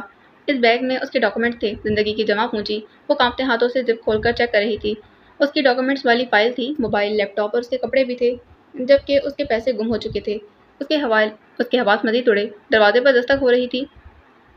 اللہ، اب کیا کروں؟ اس کے دماغ میں وہ تھانے والی رات آنے لگی۔ اب حاشر نہیں تھا جو بچانے آتا۔ آج کوئی معجزہ نہیں ہونا تھا۔ آج اسے خود اپنے آپ کو بچانا تھا۔ دستک تیز ہونے لگی۔ اس نے بیگ کو دونوں جانب سے کندھے پر ڈالا اور ایک دوپٹہ نکال کر اسے ڈبل کر کے جلدی سے اسے اسکارف کی طرح اڑا تھا۔ وہ تیزی سے کمرے کے چاروں کونوں میں نگاہ دوڑا رہی تھی، کچھ ایسا جو اسے بچا سکتا۔ اب دروازے کو دھکا دیا جا رہا تھا۔ مریم نے ایک طرف رکھا گلدان اٹھا کر اسے دیوار پر دے مارا تھا۔ دونوں ہی لمحوں میں چکنا چور ہو گئے تھے۔ وہ تیزی سے جھک کر ان ٹکڑوں کو ہاتھ سے دروازے کے آگے دھکیل رہی تھی۔ اگر وہ دروازہ کھول کر اندر آتا تو اس کے پاؤں زخمی ہوتے۔ یہ سب کرتے اس کے اپنے ہاتھ زخمی ہو چکے تھے۔ اسے پرواہ نہیں تھی، اسے خود کو بچانا تھا کہ چند لمحوں کی مہلت ضائع نہیں کرنی تھی۔ پھر کھڑکی کھول کر اس نے باہر جانا چاہا۔ اب کی بار لگا تھا کہ دروازہ ٹوٹنے کو ہے۔ مریم نے نیچے جھانکا۔ اس کھڑکی کے نیچے 2 کتے بیٹھے تھے۔ اس نے خود کو بے بسی کی انتہا پر محسوس کیا۔ پھر جلدی سے کمرے کے ایک کونے میں رکھی چھوٹی ٹیبل اٹھا کر کھڑکی سے باہر پھینکی تاکہ کتے وہاں سے ہٹ جائیں، جبکہ وہ ہٹنے کے بجائے کھڑکی کی جانب رخ کیے زور زور سے بھونکنے لگے تھے۔ اب وہ کہاں سے بھاگتی؟ اس نے ٹوٹے گلدان کا ایک بڑا سا ٹکڑا اٹھا کر ہاتھ میں لے لیا تھا، تبھی دروازے کا لاک ٹوٹ گیا۔ وہ سینڈی بیلا اسے خونخوار نگاہوں سے گھورتا اندر تک آیا تھا اور کئی کانچ کے ٹکڑے اس کے پیروں میں گھس گئے تھے۔ وہ چیخ اٹھا، تو میں چھوڑوں گا نہیں۔ وہ ان ٹکڑوں پر چلتا اس تک آنے لگا۔ نیچے سے بھونکتے کتے اب جمپ لگا کر کھڑکی کے راستے اندر آنے کی کوشش کرنے لگے تھے۔ مریم کی ٹانگیں کانپ رہی تھیں، مگر یہ وقت کانپتی ٹانگوں پر توجہ دینے کا نہیں تھا۔ اس وقت سامنے کھڑی مصیبت سے جان چھڑانی تھی۔ اور جیسے ہی وہ قریب آیا اس نے مریم کو پکڑنا چاہا تو اس نے ہاتھ میں پکڑا گلدان کا ٹکڑا پوری قوت سے اس کی سائیڈ میں گھسا دیا تھا۔ وہ بلبلا کر جھکا۔ مریم تیزی سے بھاگ کر دروازے تک گئی۔ اس کی جوتی کے نیچے کئی کانچ آئے تھے۔ وہ دھڑکتے دل کے ساتھ اب دروازے کو لاک لگا رہی تھی۔ اس کا اندر کا لاک ٹوٹا ہوا تھا، باہر کا نہیں۔ وہ بپرا شیر اس کی زخمی حالت تک، جب تک دروازے تک توڑ کر باہر آتا وہ اسے دور ہوتی۔ وہ تیزی سے اپنے گھر کی مخالف سمت بھاگ رہی تھی۔ اندھیری گلیاں، یہ راستے اس کے لیے انجان تھے۔ وہ جب سے آئی تھی بس مخصوص راستوں سے آتی جاتی رہی تھی۔ بھاگتے بھاگتے اسے لگا اس کے پاؤں میں کچھ گھسا تھا۔ وہ منہ کے بل گری۔ آہ! وہ درد سے چلا اٹھی۔ کانچ کے کچھ ٹکڑے جوتے میں پھنس گئے تھے اور بھاگتے ہوئے وہ اوپر ہو کر اس کے پاؤں میں آ لگے تھے۔ وہ درد سے کراہتے اٹھی تھی۔ پھر دائیں پاؤں سے جوتی نکالنے کی کوشش کی۔ شیشے کا ٹکڑا بہت بڑا تھا۔ اس کے پاؤں کی ہتھیلی اور جوتے کے درمیان ترچھے رخ میں پھنسا تھا۔ وہ شیشہ نکالتی تو خون نے رکنا نہیں تھا، نہ نکالتی تو یہیں پڑی رہتی، اور اگر وہ پیچھے آ جاتا تو… اس نے دونوں لبوں کو بھیجے آدھی جوتی اتار دی تھی۔ درد بڑھنے لگا تھا۔ پیچھے سے کئی آوازیں سنائی دینے لگیں۔ کتنا تیز لوگ تھے! 15 منٹ میں اس کے پیچھے ڈھونڈنے کھڑے ہو گئے تھے۔ مریم نے آنکھوں کو بند کر کے پورا زور لگا کر جوتے کو اتار پھینکا تھا۔ خون تیزی سے بہنے لگا۔ پھر دوسرا جوتا اتار کر اس نے اٹھنے کی کوشش کی۔ درد کے مارے اس نے مٹھیاں بھینچ لی تھیں۔ اب وہ گلیوں سے نکل کر روڈ پر تھی۔ یہ روڈ سنسان تھا اور یہاں روشنی بھی کم تھی۔ وہ نہیں جانتی تھی کہ وہ بھاگتے بھاگتے کہاں آ چکی تھی۔ وہ ویسے بھی شہر کے راستوں کو نہیں جانتی تھی۔ اب وہ بھاگ نہیں سکتی تھی۔ خون بھی بہہ رہا تھا۔ پیر زمین پر رکھتے ہی درد کی کئی لہریں پوری ٹانگ میں پھیلنے لگی تھیں۔ وہ لنگڑا کر بھی نہیں چل رہی تھی۔ اس کا دل چاہا وہ یہیں بیٹھ کر پھوٹ پھوٹ کر رو دے۔ اس نے کبھی جسمانی تکلیف نہیں جھیلی تھی۔ اسے نہیں پتا تھا کہ جب جسم میں ایسی انتہا کی تکلیف ہو تو کیسے برداشت کرتے ہیں۔ آنسوؤں کی وجہ سے راستہ دھندلا ہوتا جا رہا تھا۔ چند قدم چل کر وہ پھر بیٹھ گئی۔ زخم پر پٹی کرنی تھی ورنہ بہت سا خون بہہ جاتا۔ اس نے بیگ اتار کر اندر سے ایک کپڑے کو ہاتھ مارا تھا۔ اس کی قمیض تھی۔ مریم نے بیگ کی زپ بند کر کے ایک لمبائی میں فولڈ کیا تھا۔ دیکھو، یقیناً اسی راستے سے گئی ہوگی۔ ایک آواز ہوا کے دوش پر اس تک پہنچی۔ اس نے غور کیا، یہ کرسٹینا کی جھنجھلائی ہوئی آواز تھی۔ اس نے خوف سے سر اٹھا کر اوپر دیکھا اور پھر چاروں جانب۔ وہ لوگ اس سے زیادہ دور نہیں تھے۔ کیا فائدہ ان زخموں کا اگر ان کے ہاتھ بھی لگنا تھا تو؟ اس نے خود کو ہمت دلانے کی کوشش کی۔ جلدی سے قمیض کو پاؤں کے گرد لپیٹتی جا رہی تھی اور پھر دونوں بازوؤں کو ایک حد تک لپیٹ کر ان سے پاؤں کے اوپر 2 گرہیں لگائی تھیں۔ پہلی ہوا ہلکی تھی، اب ایک دم تیز ہوا آنے لگی تھی اور ہوا کے جھونکوں کے ساتھ ناگوار بو کے بھپکے آئے تھے۔ مریم نے ناک پر ہاتھ رکھا تھا۔ گیلے ہاتھ منہ کو لگے تو احساس ہوا اس کے ہاتھ بھی زخمی تھے۔ پھر اسی طرح لنگڑاتے قدموں سے پیچھے جا کر اپنے جوتے اٹھائے، اپنے ہاتھوں میں لیے، پھر آگے کو چلنے لگی۔ اسے اپنے وہاں ہونے کا ثبوت بھی نہیں چھوڑنا تھا۔ وہ ابھی تک شک میں تھے کہ وہ اسی راستے سے گئی ہوگی، تو یہ شک یقین میں نہیں بدلنا چاہیے تھا۔ وہ روڈ کے ایک سائڈ پر ہو کر چل رہی تھی۔ آوازیں اب صاف سنائی دینے لگی تھیں۔ وہ 4-5 لوگ آپس میں بول رہے تھے، مریم کو گالیاں دے رہے تھے اور کرسٹینا کی دھمکیاں۔ مریم نے رک کر چاروں جانب نگاہ دوڑائی۔ بدبو بڑھتی جا رہی تھی۔ نہ جانے کون سا علاقہ تھا، شاید شہر سے دور تھا، اس نے اندازہ لگایا۔ پھر آگے جا کر اسے 2 کچرے کے ڈرم نظر آئے۔ روڈ کی دوسری جانب بھی ایسے ہی 3 ڈرم رکھے تھے۔ وہ درد کی پرواہ کیے بنا تیزی سے چلتی رہی۔ دونوں ڈرم کچرے سے ابل رہے تھے۔ ایک طرف اندھیرا تھا مگر کچرے کی گندی بدبو نے اسے منہ پر ہاتھ رکھنے پر مجبور کر دیا تھا۔ روڈ پر ایک ساتھ کئی لائٹس ڈالی گئی تھیں۔ وہ اس کے بہت قریب آ چکے تھے۔ اس نے کچرے کے ڈرم کو دیکھا اور پھر ارد گرد پڑتی لائٹس کو دیکھا۔ آخری پناہ گاہ یہی کچرے کے ڈرم تھے۔ وہ اونچے ڈرم تھے۔ پہلے اس نے اپنا بیگ اندر ڈالا، پھر دونوں ہاتھوں کو ڈرم کی دیوار کی سطح پر جمائے خود کو بلند کیا۔ ہاتھوں میں شدید درد اٹھا تھا۔ وہ واپس نیچے ہوئی۔ لائٹس ابھی بھی ڈالی جا رہی تھیں۔ اگر اس پر بھی روشنی آ جاتی تو سارا کھیل ختم ہو جاتا۔ اس نے ہمت کر کے پھر سے ہاتھوں کی مدد سے خود کو اوپر کیا اور بائیں ٹانگ کو اوپر کر کے اندر کیا۔ بدبو مارے جا رہی تھی۔ پھر دائیں کو بھی اوپر کر کے اندر کیا۔ وہ کچرا تھا، کوئی ہموار زمین نہیں تھی۔ اس کے پاؤں اندر کو دھنس گئے تھے۔ وہ توازن نہیں رکھ پائی تھی۔ وہ ایک جانب گر پڑی۔ تبھی ایک تیز لائٹ کچرے کے ڈرم پر پڑی۔ مریم نے سانس روک لی۔ صرف چند لمحے کی چوک سے وہ بچ گئی تھی۔ اس نے اپنے دائیں ہاتھ کو سختی سے منہ پر اس طرح رکھا کہ اس کی ناک تک جاتی ہوا کا راستہ بھی رک گیا تھا۔ لائٹ حرکت کر رہی تھی۔ مریم نے اپنی پوزیشن کو ٹھیک کرنا چاہا۔ ہولے سے سر کو اٹھی تھی اور بیٹھنے کی کوشش کی اور چند انچ نیچے کھسک گئی تھی۔ قدم کو آوازیں قریب آتی جا رہی تھی۔ مریم نے دونوں ہاتھوں سے پاس پڑا کچرا اٹھا کر خود پر ڈالنا شروع کر لیا۔ بدبو موت تھی جیسے۔ وہ اپنی سانسیں روکے تیزی سے ہاتھوں کو حرکت دیے جا رہی تھی۔ ہاتھ اس کچرے سے بھر کر خراب ہو چکے تھے۔ وہ صرف خشک کچرا نہیں تھا۔ جب تک ان قدموں کی آواز اس ڈرم کے قریب ہوئی تب تک وہ خود کو مکمل طور پر اس کچرے سے ڈھانپ چکی تھی۔ اس نے زندگی میں کبھی اتنی بدبو نہیں سونگھی تھی۔ اسے اپنے جسم کے بہت سے حصوں پر کچھ نہ کچھ رینگتا ہوا محسوس ہونے لگا۔ وہ منہ کھول کر چیخ بھی نہیں سکتی تھی۔ پیچھے روڈ کے درمیان میں خون لگا ہوا تھا، جیسے اس کے پاؤں زخمی تھے، لیکن چند قدموں کے بعد خون کے نشان گم تھے۔ گئی تو گئی کہاں؟ اس کے ڈرم سے ذرا سے فاصلے سے یہ آوازیں اس تک آ رہی تھیں۔ خوف کے مارے اس کی ریڑھ کی ہڈی میں سنسناہٹ پھیل گئی تھی۔ یہ گھر میں گزری اس رات سے کئی زیادہ خوفناک رات تھی۔ وہ رات کچھ بھی نہیں تھی۔ وہ اندر ہی اندر گھٹ گھٹ کر رو رہی تھی۔ وہ منہ کھول کر نہیں رو سکتی تھی، جسم پر چلتے کیڑے منہ میں نہ گھس جاتے۔ اپنی ناک کو اس نے دبا کر رکھا ہوا تھا۔ منہ پر رکھے ہاتھ کی انگلیوں سے بھی کبھی خلا پیدا کر کے ایک لمبی سانس لیتی اور پھر درمیان میں رک جاتی۔ ساتھ ہی کئی گنا تیز بدبو کے بھپکے آتے تھے۔ عزت کے جانے کے خوف سے وہ پسینہ پسینہ ہوئے جا رہی تھی۔ اس کے آنسو اس کی آنکھوں میں ہی جم گئے تھے۔ ہو سکتا ہے کسی اور کے خون کے نشان وہ یہاں آئی ہی نہ ہو۔ جس کے بھی خون کے نشان ہیں وہ یہاں سے زیادہ دور نہیں جا سکتا۔ یا تو وہ اڑ کر ہوا میں گھس گئی ہے یا اسے کوئی اٹھا کر لے گیا ہے۔ سب گروپ کی صورت میں ادھر ادھر دیکھتے بول رہے تھے، تمہاری غلطی ہے، تم نے کہا تھا اس کے آگے پیچھے کوئی نہیں، نہ کسی کو فون کرتی ہے، نہ کوئی پوچھنے والا نہیں آئے گا، آسان لڑکی ہے۔ ایک بولتے ہوئے کرسٹینا پر الٹ پڑا تھا۔ ہاں تو ایسی ہی تھی، میں نے جھوٹ نہیں بولا، اتنی معصوم لگتی تھی، مجھے کیا پتا سینڈی کو اتنا زخمی کر کے جائے گی۔ اس نے صفائی دی۔ اب جو بھی ہو تم ہمارا نقصان پورا کرو۔ اس لڑکی کے لیے ہم نے تمہیں بہت پیسے دیے تھے، کل تک مال بھیجنا ہے، لڑکی گم ہے، اب اس کی جگہ تمہیں بھیج دیں؟ وہ چلایا تھا۔ نہیں، دیکھو وہ یہیں کہیں ہوگی، یہاں سے آگے 5 منٹ کی واک کے بعد سمندر ہے، وہ وہاں تک گئی ہوگی، وہاں دیکھ لیتے ہیں۔ اگر وہ سمندر میں چھلانگ لگا چکی ہوئی تو ہمارا ہر جانا کون بھرے گا؟ سوچینا کی کراہتی آواز آئی تھی۔ شاید ایک آدمی نے اس کے بال جکڑ لیے تھے۔ پہلے کبھی دھوکہ دیا ہے تم لوگوں کو جو اب دوں گی؟ وہ غصے سے چیخ اٹھی تھی۔ مریم کھانسنا چاہتی تھی لیکن وہ خود کو حرکت کرنے سے بھی باز رکھے ہوئی تھی۔ کچرے میں ذرا سی بھی ہلچل ہوتی تو وہ چیک کرنے آ پہنچتے۔ ٹھیک ہے، پہلے ان ڈرموں کو چیک کر لو، یہاں نہ چھپ گئی ہو، ایک آدمی نے کہا، اور 2 آدمی آگے بڑھ کر اس کے ساتھ والا ڈرم چیک کرنے لگے۔ تم جاؤ ذرا بیچ تک ہو کر آؤ، ان کا باس حکم دے رہا تھا۔ وہاں کچرے میں پڑے مریم کی سانسیں بدبو کے مارے رکنے لگی تھیں۔ یا اللہ، شاید وقت آخر آن پہنچا ہے، اس سے اب مزید وہاں سانس نہیں لیا جا رہا تھا۔ وہ مریم کے ڈرم کو چیک کرنے لگے تو ان کے باس نے وہاں پر لائٹ ڈالی اور ڈرم کو دیکھ کر منع کر دیا۔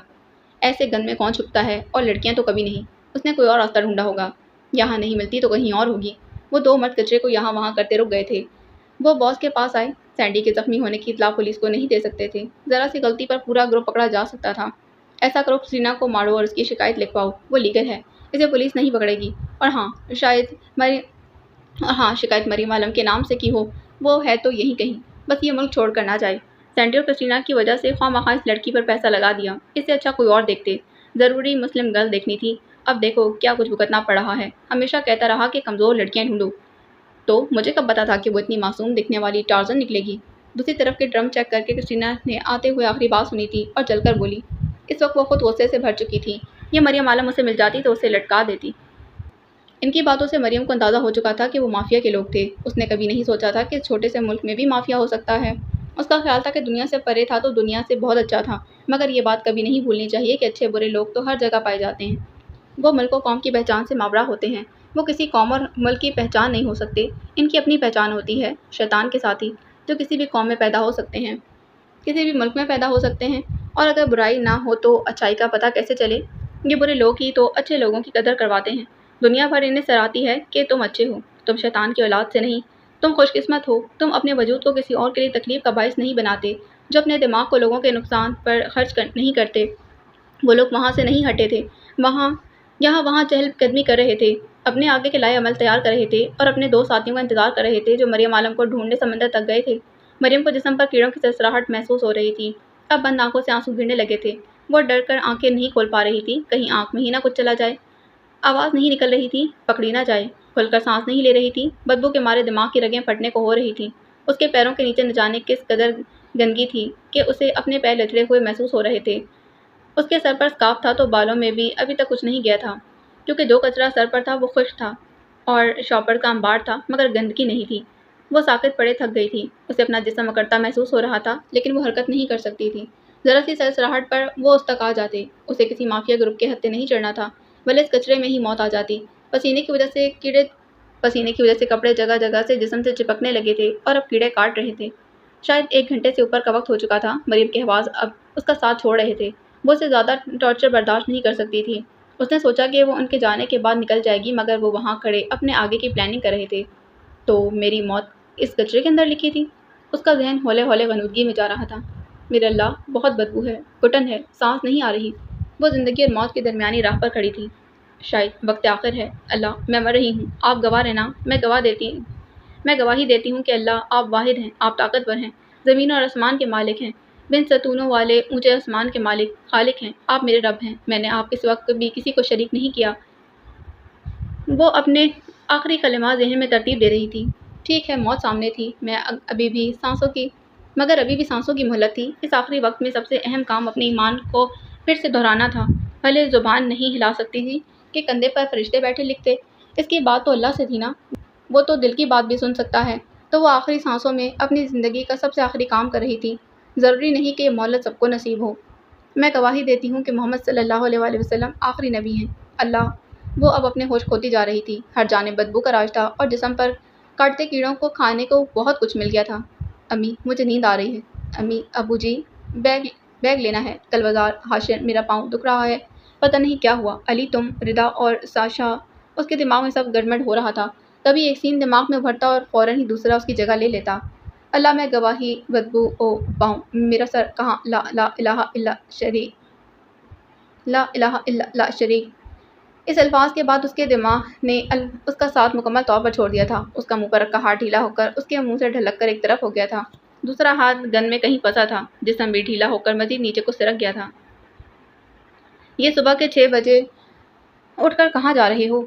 وہ تیار ہو کر اپنی گاڑی کی چابی اٹھانے لگا تھا، پیچھے سے اس کی بیوی کی آواز آئی تھی۔ اگر آج بھی کام پر نہیں گیا تو جو میری اتنی شکایتیں کی ہوئی ہیں نا، آج نوکری سے ہی نکال دیں گے۔ وہ عجلت میں تھا، پھر بھی بیوی کو سکون سے جواب دیا، ٹھیک ہے لیکن جلدی آنا۔ وہ ایک شہر کے ایک حصے سے کچرا اٹھانے پر مامور تھا۔ اس کی سرکاری نوکری تھی۔ اپنی بیوی کی بیماری کی وجہ سے وہ کافی دنوں سے، بلکہ اگر مبالغہ رائی سے کام نہ لیا جائے تو 1 ماہ سے اپنے علاقے سے کچرا نہیں اٹھا پا رہا تھا۔ اس علاقے سے ذرا ہٹ کر دیہاتی آبادی شروع ہو جاتی تھی۔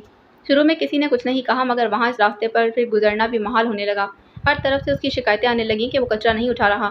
بیوی کی بیماری کا کہتا اور کہتا کل جاؤں گا، آج جاؤں گا، مگر کل اسے آخری وارننگ دی جا چکی تھی، اس لیے آج وہ ڈیوٹی کا وقت شروع ہونے سے پہلے ہی وہاں سے کچرا صاف کرنا چاہتا تھا۔ وہ اور اس کا ساتھی اپنے کچرا اٹھانے والی گاڑی میں بیٹھ کر اپنے علاقے میں آ گئے تھے۔ روڈ کی دوسری جانب رکھے تینوں ڈرم وہ خالی کر چکے تھے۔ گاڑی آگے کر کے وہ ان ڈرموں تک آئے تھے۔ یہ کام ہو تو میری جان چھوٹے، میری بیوی میرا انتظار کر رہی ہوگی۔ وہ اب گھر جانے کی جلدی میں تھا۔ دونوں میں بہت پیار تھا۔ یہ دیکھو یہ کیا ہے؟ اس کے ساتھی کی تیز آواز سارے میں گونجی تھی۔ وہ جلدی سے گیا۔ وہاں کچرے میں سامنے ایک لڑکی آڑی ترچھی پڑی تھی۔ اس کا نچلا وجود کچرے میں تھا، دونوں بازو کھلے پڑے تھے اور اوپری وجود پر بھی کہیں کہیں گن لگا تھا۔ یہ کون ہے؟ جو بھی ہے جلدی اٹھاؤ، اس کے ساتھی کے کہتے ہی دونوں اسے نکالنے کی کوشش کرنے لگے۔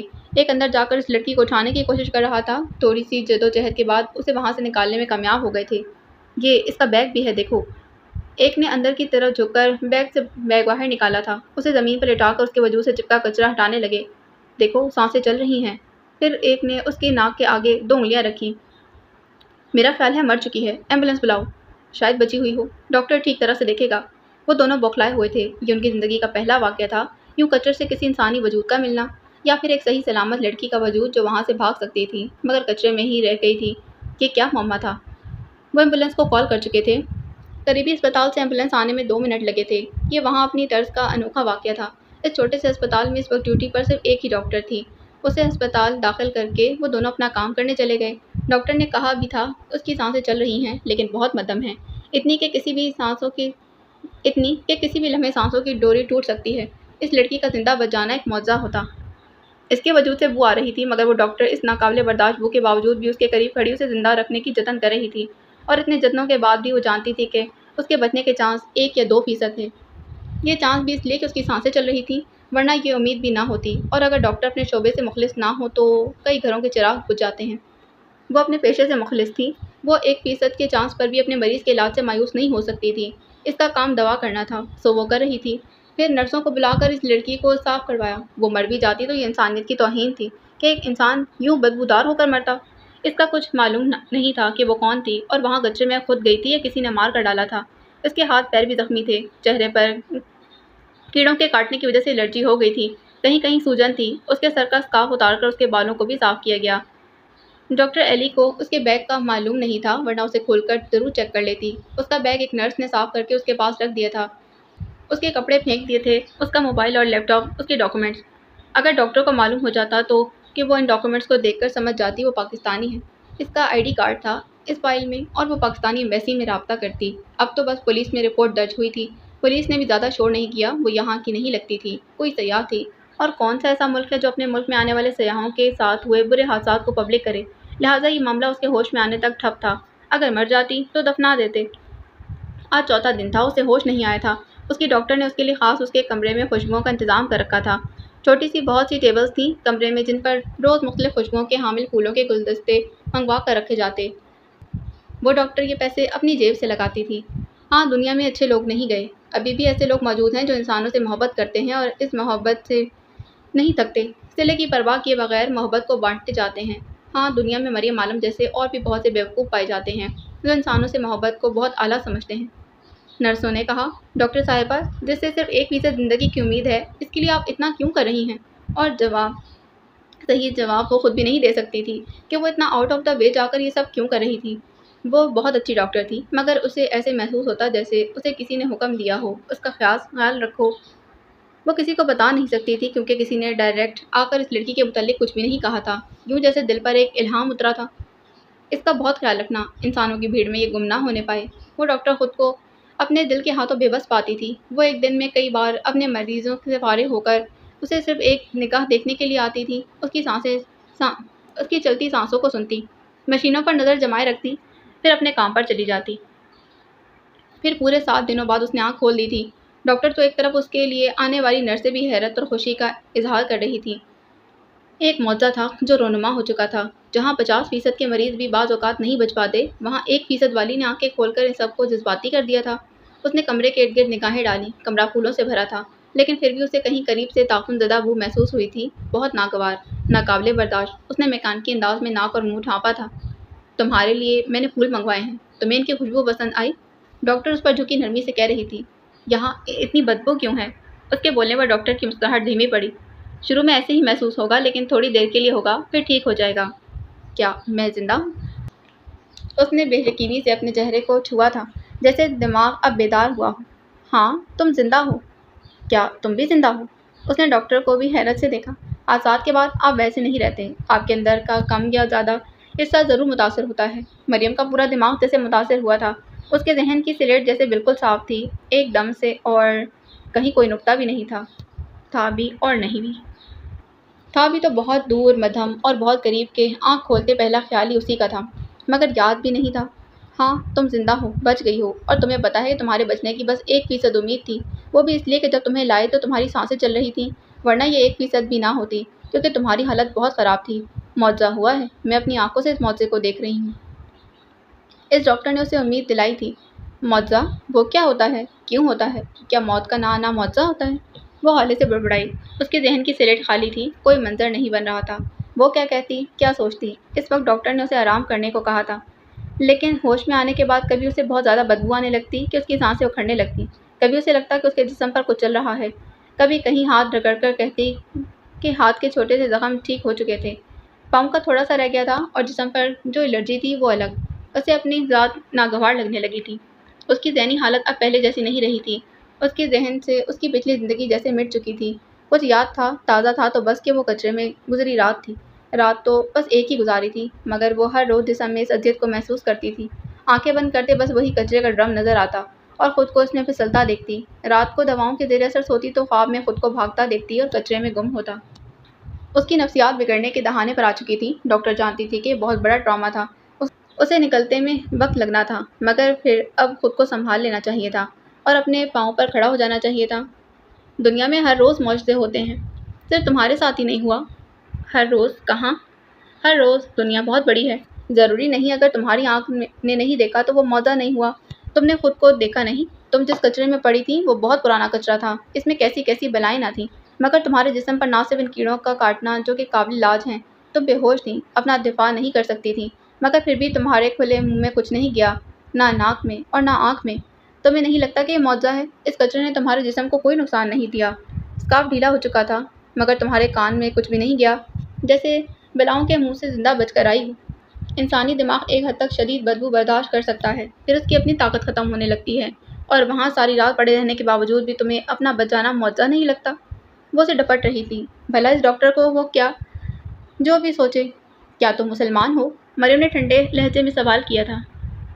نہیں، تمہیں میرے مذہب سے مطلب نہیں ہونا چاہیے۔ کیا میری باتیں غلط ہیں؟ تم کون ہو جو معجزوں پر یقین رکھتی ہو؟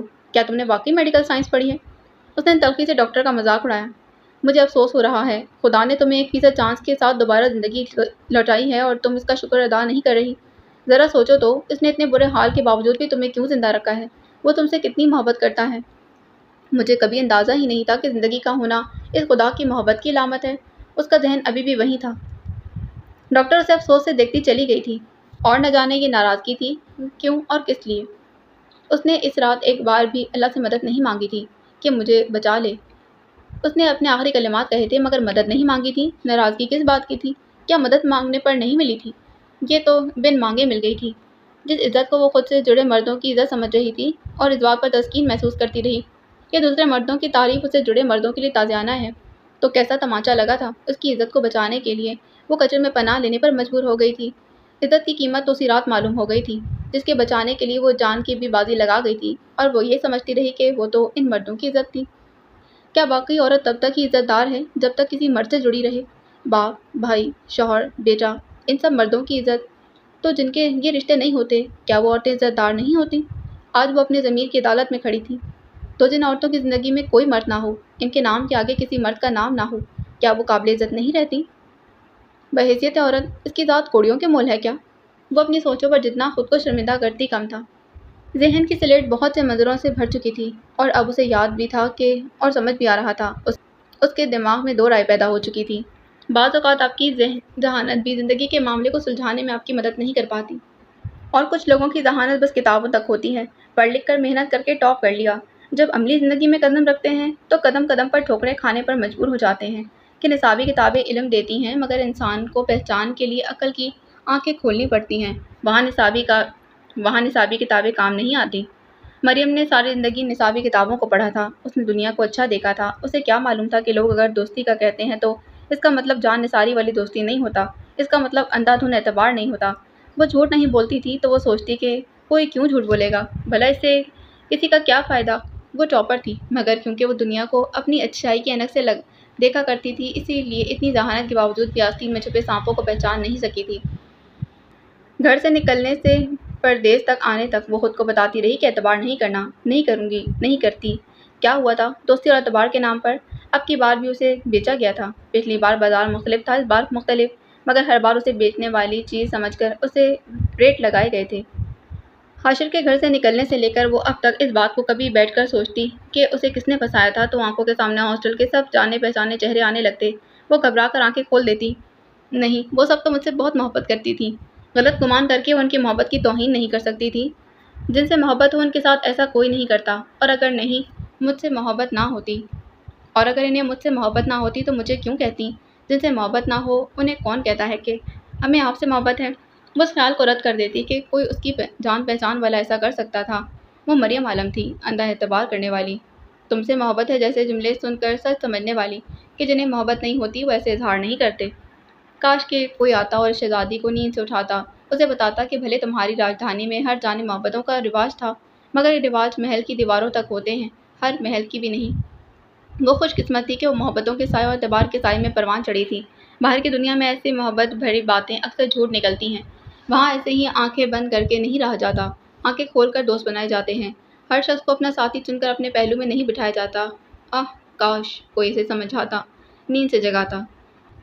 اس کی پہچان میں کرسٹینا ہی پہلا دھوکہ تھی۔ اس کے منہ سے سب اعتراف سنے تھے، اور اگر نہ سنتی وہ ہر ممکن بات سوچتی، مگر یہ کبھی نہیں کہ اسے دوست سمجھنے والی کرسٹینا اس کے ساتھ ایسا کر سکتی ہے۔ جو ہونا تھا ہو چکا تھا۔ پچھلے مجرم کو وہ نہیں جانتی تھی، مگر اس بار کی مجرم کو وہ جانتی تھی۔ اس بات نے اسے زمین پر لا پٹکا تھا۔ ہاں، لوگ اعتبار توڑتے ہیں، وہ جھوٹے اور دغاباز ہوتے ہیں، وہ خود غرض ہوتے ہیں، پیسوں کے لیے دوستوں کے سودے کرتے ہیں۔ حاشر کے گھر سے نکلنے سے پردیس تک زندگی کا رخ اور تھا۔ زندگی دراصل اب بے رحم ہوئی تھی، بہت بے رحم۔ ڈاکٹر کو اس نے منت سماجت کر کے پولیس کو اطلاع دینے سے روکا تھا۔ پہلے 2 دن وہ اس کی ذہنی حالت کے ٹھیک ہونے کا انتظار کرتی رہی، پھر مریم نے اسے منع کر دیا۔ اس نے اپنے بیگ کا پوچھا تو ڈاکٹر نے لا علمی کا اظہار کیا، پھر نرسوں کو بلا کر پوچھا تو ایک بول پڑی۔ لیپ ٹاپ موبائل اسے ضرورت تھی، وہ خود استعمال کر رہی تھی، ڈاکومنٹس محفوظ تھے۔ مریم کو غصہ آیا، وہاں ہاسٹل میں بھی اس سے انجان لوگ ایسے موبائل لیپ ٹاپ لے جاتے تھے کہ یہ دن دیکھنا پڑ گیا تھا۔ پھر وہ ڈاکٹر خود اپنی گاڑی میں صبح چھوڑ گئی تھی۔ فجی میں پاکستانی قونصلیٹ اسی شہر صوبہ میں تھا۔ 3.5 گھنٹے کے سفر میں وہ ڈاکٹر سے مسلسل سمجھاتی رہی، زندگی کی اہمیت پر اسے لیکچر دیتی رہی۔ مریم خاموشی سے سب سنتی رہی، اس کے ذہن میں کوئی بھی سوچ ٹک نہیں رہی تھی، وہ ایک ہی نقطے پر اپنے دماغ کو مرکوز نہیں کر پا رہی تھی۔ سارا راستہ سمندر کا ساتھ رہا تھا، وہ جیسے کناروں پر سفر کر کے اس شہر جا رہی تھی۔ کوئنز روڈ سے یہ سفر 3.5 گھنٹے کا تھا۔ مریم سارا راستہ گود میں رکھے ہاتھوں کو تکتی رہی، اور ان 3.5 گھنٹوں میں کوئی 10 دفعہ اسے محسوس ہوا کہ اس کے جسم پر کچھ رینگ رہا ہے۔ پہلے 1-2 بار اس نے نادیدہ کیڑوں کو جھاڑنے کی کوشش کی، پھر ڈاکٹر کی وجہ سے ضبط کیے رہی، کہیں اسے پاگل سمجھ کر یہیں راستے میں ہی نہ اتار دیں۔ مریم کے بیگ میں اس وقت صرف اس کی فائل، موبائل اور لیپ ٹاپ تھا۔ سوٹ ایک بھی نہیں بچا تھا، اور پیسے سوائے اپنی دعاؤں اور اپنی امیدوں کے اب کوئی سہارا نہیں تھا۔ وہ اسے پاکستانی قونصل خانے کی عمارت دکھا کر چلی گئی تھی۔ ڈاکٹر کے جانے کے بعد وہ اس عمارت کے سامنے بیٹھی رہی۔ اس عمارت کے اندر ایک حصے میں اس کے ملک کا ایک چھوٹا سا ٹکڑا تھا۔ اصولاً کسی بھی ملک کی ایمبیسی یا قونصلیٹ اسی ملک کی زمین کا حصہ سمجھا جاتا ہے۔ یہاں وہاں اس عمارت کے جس حصے میں قونصلیت خانہ تھا وہاں رہتے پاکستانیوں کے لیے وہ بھی پاکستان تھا۔ وہ ڈر رہی تھی کہ کہیں اس کے جرم کی وجہ سے اسے مطلوب تو قرار نہیں دے دیا جائے گا اور وہاں جاتے ہی وہ پکڑی جاتی۔ یہ ایک فضول سوچ تھی۔ وہ کوئی اشتہاری مجرم نہیں تھی، لیکن اسے ایسا ہی لگتا تھا جیسے پورے پاکستان کی پولیس اس کے پیچھے تھی۔ اس کے ابو بھائی اور اب اس ملک کی پولیس۔ اس کی ذہنی حالت کی مخدوشی کا صرف اندازہ ہی لگایا جا سکتا تھا۔ اسے بیان کرنے کو الفاظ کم تھے۔ وہ ایک طرف زمین پر بیٹھی بس اس عمارت کو تکے جا رہی تھی۔ یہیں کہیں اس کے ملک کا ایک ٹکڑا تھا۔ اسے امان چاہیے تھی، مگر اسے امان وہاں بھی نہ ملتی۔ اس نے ابھی بھی اسی رات والے کپڑے پہن رکھے تھے، نیلی جینس، وائٹ شرٹ جس کا ریڈ کالر تھا۔ یہ اس کا فیکٹری میں یونیفارم تھا، اور اس کا بلیک لانگ کوٹ جنہیں ہاسپٹل کے عملے نے دھو کر ایک طرف رکھ دیا تھا۔ ہاسپٹل کے کپڑے چینج کر کے اس نے وہی کپڑے پہن لیے تھے۔ وہ کوئی اور سوٹ پہننا چاہتی تھی، لیکن اس کے بیگ میں ایک بھی نہیں تھا۔ ان کپڑوں کو دیکھ کر اس کے اندر عجیب سا ڈر جاگنے لگتا تھا، اور پہننے کے بعد کتنی ہی دیر اس سے بو بھی آتی رہتی۔ وہ ضبط کیے رہی، پھر آہستہ آہستہ بو ختم ہو گئی تھی۔ جب اسے ہاسپٹل لایا گیا تو اس کے پاؤں میں جوتے نہیں تھے۔ پھر اس ڈاکٹر نے اسے اپنی چپل دی جو اس کے پاس ہاسپٹل میں رکھی تھی، اور اس کا اسکارف وہ بہت گندا ہونے کی وجہ سے پھینک دیا گیا تھا۔ پاؤں میں چپل اور سر ننگا۔ اسے سردی محسوس ہو رہی تھی۔ اس نے ہولے سے ہاتھ پیچھے کر کے بالوں کا جوڑا کھول دیا۔ کھلے بال کانوں کو ڈھانپ گئے تھے اور اس کے گالوں کو بھی آدھا چھپا دیا تھا۔ اس وقت بس یہی ہتھیار تھا سردی سے بچنے کے لیے۔ نومبر کے شروع ہوتے ہی گرمیوں کا آغاز ہو جانا تھا۔ یہ ستمبر کا وقت تھا، سردی تھی، مگر اسے بہت زیادہ لگ رہی تھی، اتنی کہ اسے لگ رہا تھا کہ وہ فریز ہونے والی ہے۔ اسے وہاں بیٹھے دیکھ کر ایک دو لوگوں نے اسے بات کرنے کی کوشش کی۔ وہ گھٹنوں میں منہ چھپا گئی تھی۔ اب اسے اگر کسی سے نفرت تھی تو وہ انسانوں سے تھی۔ اب اسے کسی انسان کی جھوٹی ہمدردی نہیں چاہیے تھی۔ سب جانور تھے، کمزور کو کھا جانے والے۔ اس عمارت سے لوگ آ جا رہے تھے۔ وہ گھٹنوں پر چہرہ ٹکائے انہیں دیکھتی رہی۔ اس میں ہمت نہ ہوئی کہ اٹھ کر اس کے اندر جائے۔ دوپہر سے شام ہو گئی تھی۔ مغرب کے بعد کا اندھیرا اتر چکا تھا۔ اسٹریٹ لائٹس آن ہو چکی تھیں۔ لوگوں کا رش بڑھ چکا تھا۔ کچھ گھروں کو جا رہے تھے، کچھ دوستوں کے ساتھ باہر موج مستی کو نکلے تھے۔ وہ بھی اٹھ کھڑی ہوئی۔ ارد گرد کے ریستورانوں سے اٹھتی اشتہا انگیز خوشبو نے اسے احساس دلایا کہ بھوک لگی تھی، مگر اس کے پاس پیسے نہیں تھے کہ کچھ خرید کر کھاتی۔ وہ لب بھیجے سر جھکائے اس عمارت کے ارد گرد چلتی رہی۔ ایک ہی جگہ بیٹھنے سے اب سب کی توجہ کا مرکز بن رہی تھی۔ اس نے اسٹریٹ کا نام یاد کر لیا تھا۔ وہاں سے مڑ کر دوسرے روڈ پر آ گئی تھی، پھر الٹا چکر لگا کر پھر سے اس عمارت کے سامنے آ کھڑی ہوئی۔ پھر رات گئے وہ ایسے ہی کبھی ایک طرف جاتی کبھی دوسری طرف۔ بھوک اور بیماری کی وجہ سے اسے چلا نہیں جا رہا تھا۔ وہ بمشکل ایک قدم رکھتی اور پھر خود کو سنبھالتی۔ جہاں تھکتی وہاں فٹ پاتھ پر ایک طرف بیٹھ جاتی۔ انسانوں کی اس بھیڑ میں وہ اکیلی تھی، تنہا اور لاوارث۔ رات گئے جب رش کم ہوا تو وہ پھر سے اس عمارت کے سامنے آ بیٹھی تھی۔ اب دوسری جگہ پر بیٹھی تھی۔ ارد گرد کی دکانیں، آفسز سب بند ہو چکا تھا۔ آکلینڈ اسٹریٹ پر اکا دکا لوگ تھے۔ وہ اندھیرے میں بیٹھی تھی، اس لیے کسی کی اس پر نظر نہیں گئی تھی۔ رات کے اس وقت سردی کا زور بڑھ چکا تھا اور سمندر قریب ہونے کی وجہ سے ٹھنڈی ہوا چل رہی تھی۔ وہ سکڑ کر دیوار سے ٹیک لگائے بیٹھی تھی۔ اسے اپنا گھر یاد آ رہا تھا۔ وہاں کبھی بھی اتنی سردی نہیں لگی تھی۔ زندگی تو بس گھر کی چار دیواری میں ہی ہوتی تھی۔ وہ چار دیواری کیا گئی تھی، اس کے لیے تو زندگی ہی ختم ہو گئی تھی۔ وہ زندگی میں پہلی لاوارث رات گزار رہی تھی۔ اسے نہیں معلوم تھا کہ ابھی آگے ایسی بہت سی راتیں آنی تھیں جو اس رات سے بھی بدتر ہونی تھی۔ اسے نیند آ رہی تھی، مگر بھوک کی وجہ سے پیٹ میں درد تھا، جسم میں نقاہت تھی اور جسم پر رینگتے کیڑے۔ نیند آ کر بھی نہیں آ رہی تھی۔ اس نے تھک کر گھٹنوں میں سر دے دیا تھا۔ تنگی والی رات تھی، مگر گزر گئی تھی۔ سویر کی چہل پہل کے ساتھ وہ بھی اٹھ کھڑی ہوئی۔ ایک قریبی شاپنگ سٹور میں جا کر واش روم استعمال کیا، پھر دوبارہ اپنی جگہ پر آ گئی تھی۔ گزری رات اسے زندگی کے نئے سبق پڑھا گئی تھی۔ کوشش کے بغیر ہار نہیں ماننی۔ کیا معلوم یہ لوگ مجھے نیا پاسپورٹ بنا دیں، پرانا تو فیکٹری کے مالک کے پاس تھا۔ جب دن پوری طرح نکل آیا تو وہ خود کو وہاں اندر جانے کے لیے تیار کر رہی تھی۔ پھر 11 بجے وہ ہمت کر کے چھوٹے چھوٹے قدم اٹھاتی عمارت کے اندر داخل ہوئی۔ اپنی دھڑکن کانوں میں سنائی دے رہی تھی۔ ہاتھ کانپ رہے تھے، ٹانگیں بے جان سی ہو رہی تھیں، مگر یہ اسے خود کرنا تھا۔ خود کو بچانے کے لیے اپنے بیگ کو سینے سے لگائے وہ قونصلیٹ آفس کے دروازے پر کھڑی تھی۔ چند لمحوں کے لیے گہری سانسیں لی، پھر اندر داخل ہو گئی۔ سامنے کچھ لوگ ڈیسک کے پیچھے بیٹھے کام کرتے نظر آئے۔ اس کے ہم وطن۔ پردیس نے ہم وطنیوں کی اہمیت اچھے سے سمجھا دی تھی۔ اس کی آنکھیں نم ہوئیں۔ ہاں، انسانوں کی بھیڑ میں سب جانور تھے، مگر وہ تو اس کے اپنے تھے۔ وہ اسے اس مصیبت میں اکیلا نہیں چھوڑ سکتے تھے۔ اس کا دل پھر سے خوش فہم ہوا۔ لمحوں میں ان کے چہرے دیکھ کر امیدیں باندھ لی تھیں۔ بے وقوف مریم، میں نے نیا پاسپورٹ بنوانا ہے۔ میں پاکستانی ہوں، میرا پرانا پاسپورٹ گم ہو گیا ہے۔ وہی جانب ایک ڈیسک کے سامنے کھڑی بول رہی تھی۔ اس کی ٹانگیں کانپ رہی تھیں۔ اس کا دل چاہا وہ اسے بیٹھنے کی آفر کرے۔ بیٹھے محترمہ، اپنا تعارف کروائیں۔ اور تعارف پر وہ اسے گھورتا ایک دوسرے کمرے میں بنے آفس میں لے آیا تھا۔ وہاں ایک آفیسر کرسی کے پیچھے بیٹھا اینک لگائے کوئی کاغذ دیکھ رہا تھا۔ پھر اس کے تعارف پر وہ سیدھا ہو بیٹھا۔ اس کے بعد اس کی خوب کلاس لی گئی تھی۔ نادی پولیس اس کی فیکٹری کے مالک سے پاسپورٹ لے کر یہاں انہیں ثبوت دکھا گئی تھی کہ آپ کی شہری ہماری شہری کے ساتھ اتنا برا سلوک کر کے گئی ہے۔ अब वो इन्हें मतलूब थी। पुलिस के साथ साथ उसके कौंसल खाने वाले भी उसे इस शहर में ढूंढते रहे थे। ये सिर्फ उसकी खुशकिस्मती थी कि जहाँ से उसे अस्पताल ले गए थे वहाँ CCTV कैमरे नहीं लगे थे। वो रात के अंधेरे में अंधेरी गलियों से निकलकर रोड पर आई थी, इसलिए उसका सुराग नहीं मिल पाया था। खुद कौंसल खाने वाले हैरान थे कि वो लड़की गई थी तो गई कहाँ थी। जाते वक्त उसने अपने वजूद का हर सबूत मिटा गई। क्या वाकई वो कोई आदी मुजरिम थी? हालांकि ये सिर्फ इत्तेफाक था कि उसकी मौजूदगी का कोई सबूत नहीं मिल रहा था, वरना सबसे पहले उसे वो माफिया वाले ही ढूंढ निकालते। फिर मरियम उन्हें आंसू जब्त करते अपनी कहानी सुनाती रही। क्या ही बेवकूफ़ लड़की वाक़ई हुई हैं आप। कोई ऐसे भी किसी पर एतबार करता है? और इतने दिन रही उस लड़की के रंग ढंग नहीं लगा कि वो माफिया से डीलिंग करती है। औरतों की हिस्स तो इस मामले में बहुत तेज़ होती है। कैसी औरत हो तुम? कौंसलर फड़फड़ा था। तुम्हारी वजह से यहाँ रहते सब पाकिस्तानियों की इज्जत दांव पर लग गई है। पहले वो खबीस लोग आते थे, झूठे बाबों का ढोंग रचा रचा कर अवाम के पैसे खाकर भाग जाते थे, और फीजी की अवाम जब इनकी शिकायत दर्ज करती तो पहली बार इस इंसान की शिकायत थी, मगर तीसरी बार वो पूरे पाकिस्तानियों की शिकायत थी। पहले जो पाकिस्तानी बगैर वीज़े आ जाते थे, इसकी मेहरबानी से अब पाकिस्तानियों को वीज़ा लेकर आना पड़ता है, क्योंकि पाकिस्तान इस काबिल नहीं कि उन्हें एतमाद के साथ अपने घर में बिना पूछ करके दाखिल किया जाए। पता नहीं क्यों तुम लोग इतने खुदगर्ज होते हो। बस अपना काम निकलवा लिया, भले तुम्हारी अमल से पूरी कौम और मुल्क का नाम खराब हो जाए। तुम्हारी जूती को भी परवाह नहीं। मरियम के आंसू ठहर गए थे। वो हक्का बक्का उन्हें देख रही थी। चंद पाकिस्तानी ही रहते हैं यहाँ। तुम्हें क्या लगा कि तुम जुर्म करके भाग जाओगी तो पता नहीं चलेगा? जुर्म मैंने नहीं किया, मेरे साथ ये जुल्म हुआ है। यहाँ के शहरी ने मेरे साथ जुल्म किया, मजलूम मैं हूँ। ये नहीं, वो सदमे से बोली। फिर चंद लम्हे उसे देखते रहे। ठीक है, मैं इस पुलिस केस को ख़त्म करने की कोशिश करता हूँ। इस लड़की को मरने की हद से ज़रा इधर छोड़ा गया था। अभी भी उसकी हालत नहीं संभली। अगर जो माफिया का ही काम है, तब भी तुम्हारे पास अपनी बेगुनाही का कोई सबूत नहीं। लड़की को लाने वाले ने कहा वो इसका गवाह है, और लड़की ने भी होश में आकर तुम्हारे खिलाफ स्टेटमेंट दिया। बताओ अब क्या किया जा सकता है? मुझे पुलिस के पास नहीं जाना, मैंने कुछ नहीं किया। मेरे पास कभी भी अपनी बेगुनाही के सबूत नहीं रहे, क्योंकि मुझे कभी एहसास ही नहीं हुआ कि मेरे साथ रहने वाला मुझे धोखा देने लगा है। यहाँ पाकिस्तान से इतनी दूर तुम्हें घर वालों ने कैसे आने दिया? चलो आ भी गई हो, घूम फिर भी लिया। फिर चली जाती। यहाँ वीज़े के लिए अप्लाई करने को किसने कहा था? पाकिस्तान में नौकरियाँ नहीं मिलती क्या? वो उसके अब्बू की उम्र के थे और अब्बू बनकर ही ओसा कर रहे थे। अगर पाकिस्तान में रह सकती तो यहाँ कभी ना आती। हर इंसान को अपने हालात का पता होता है।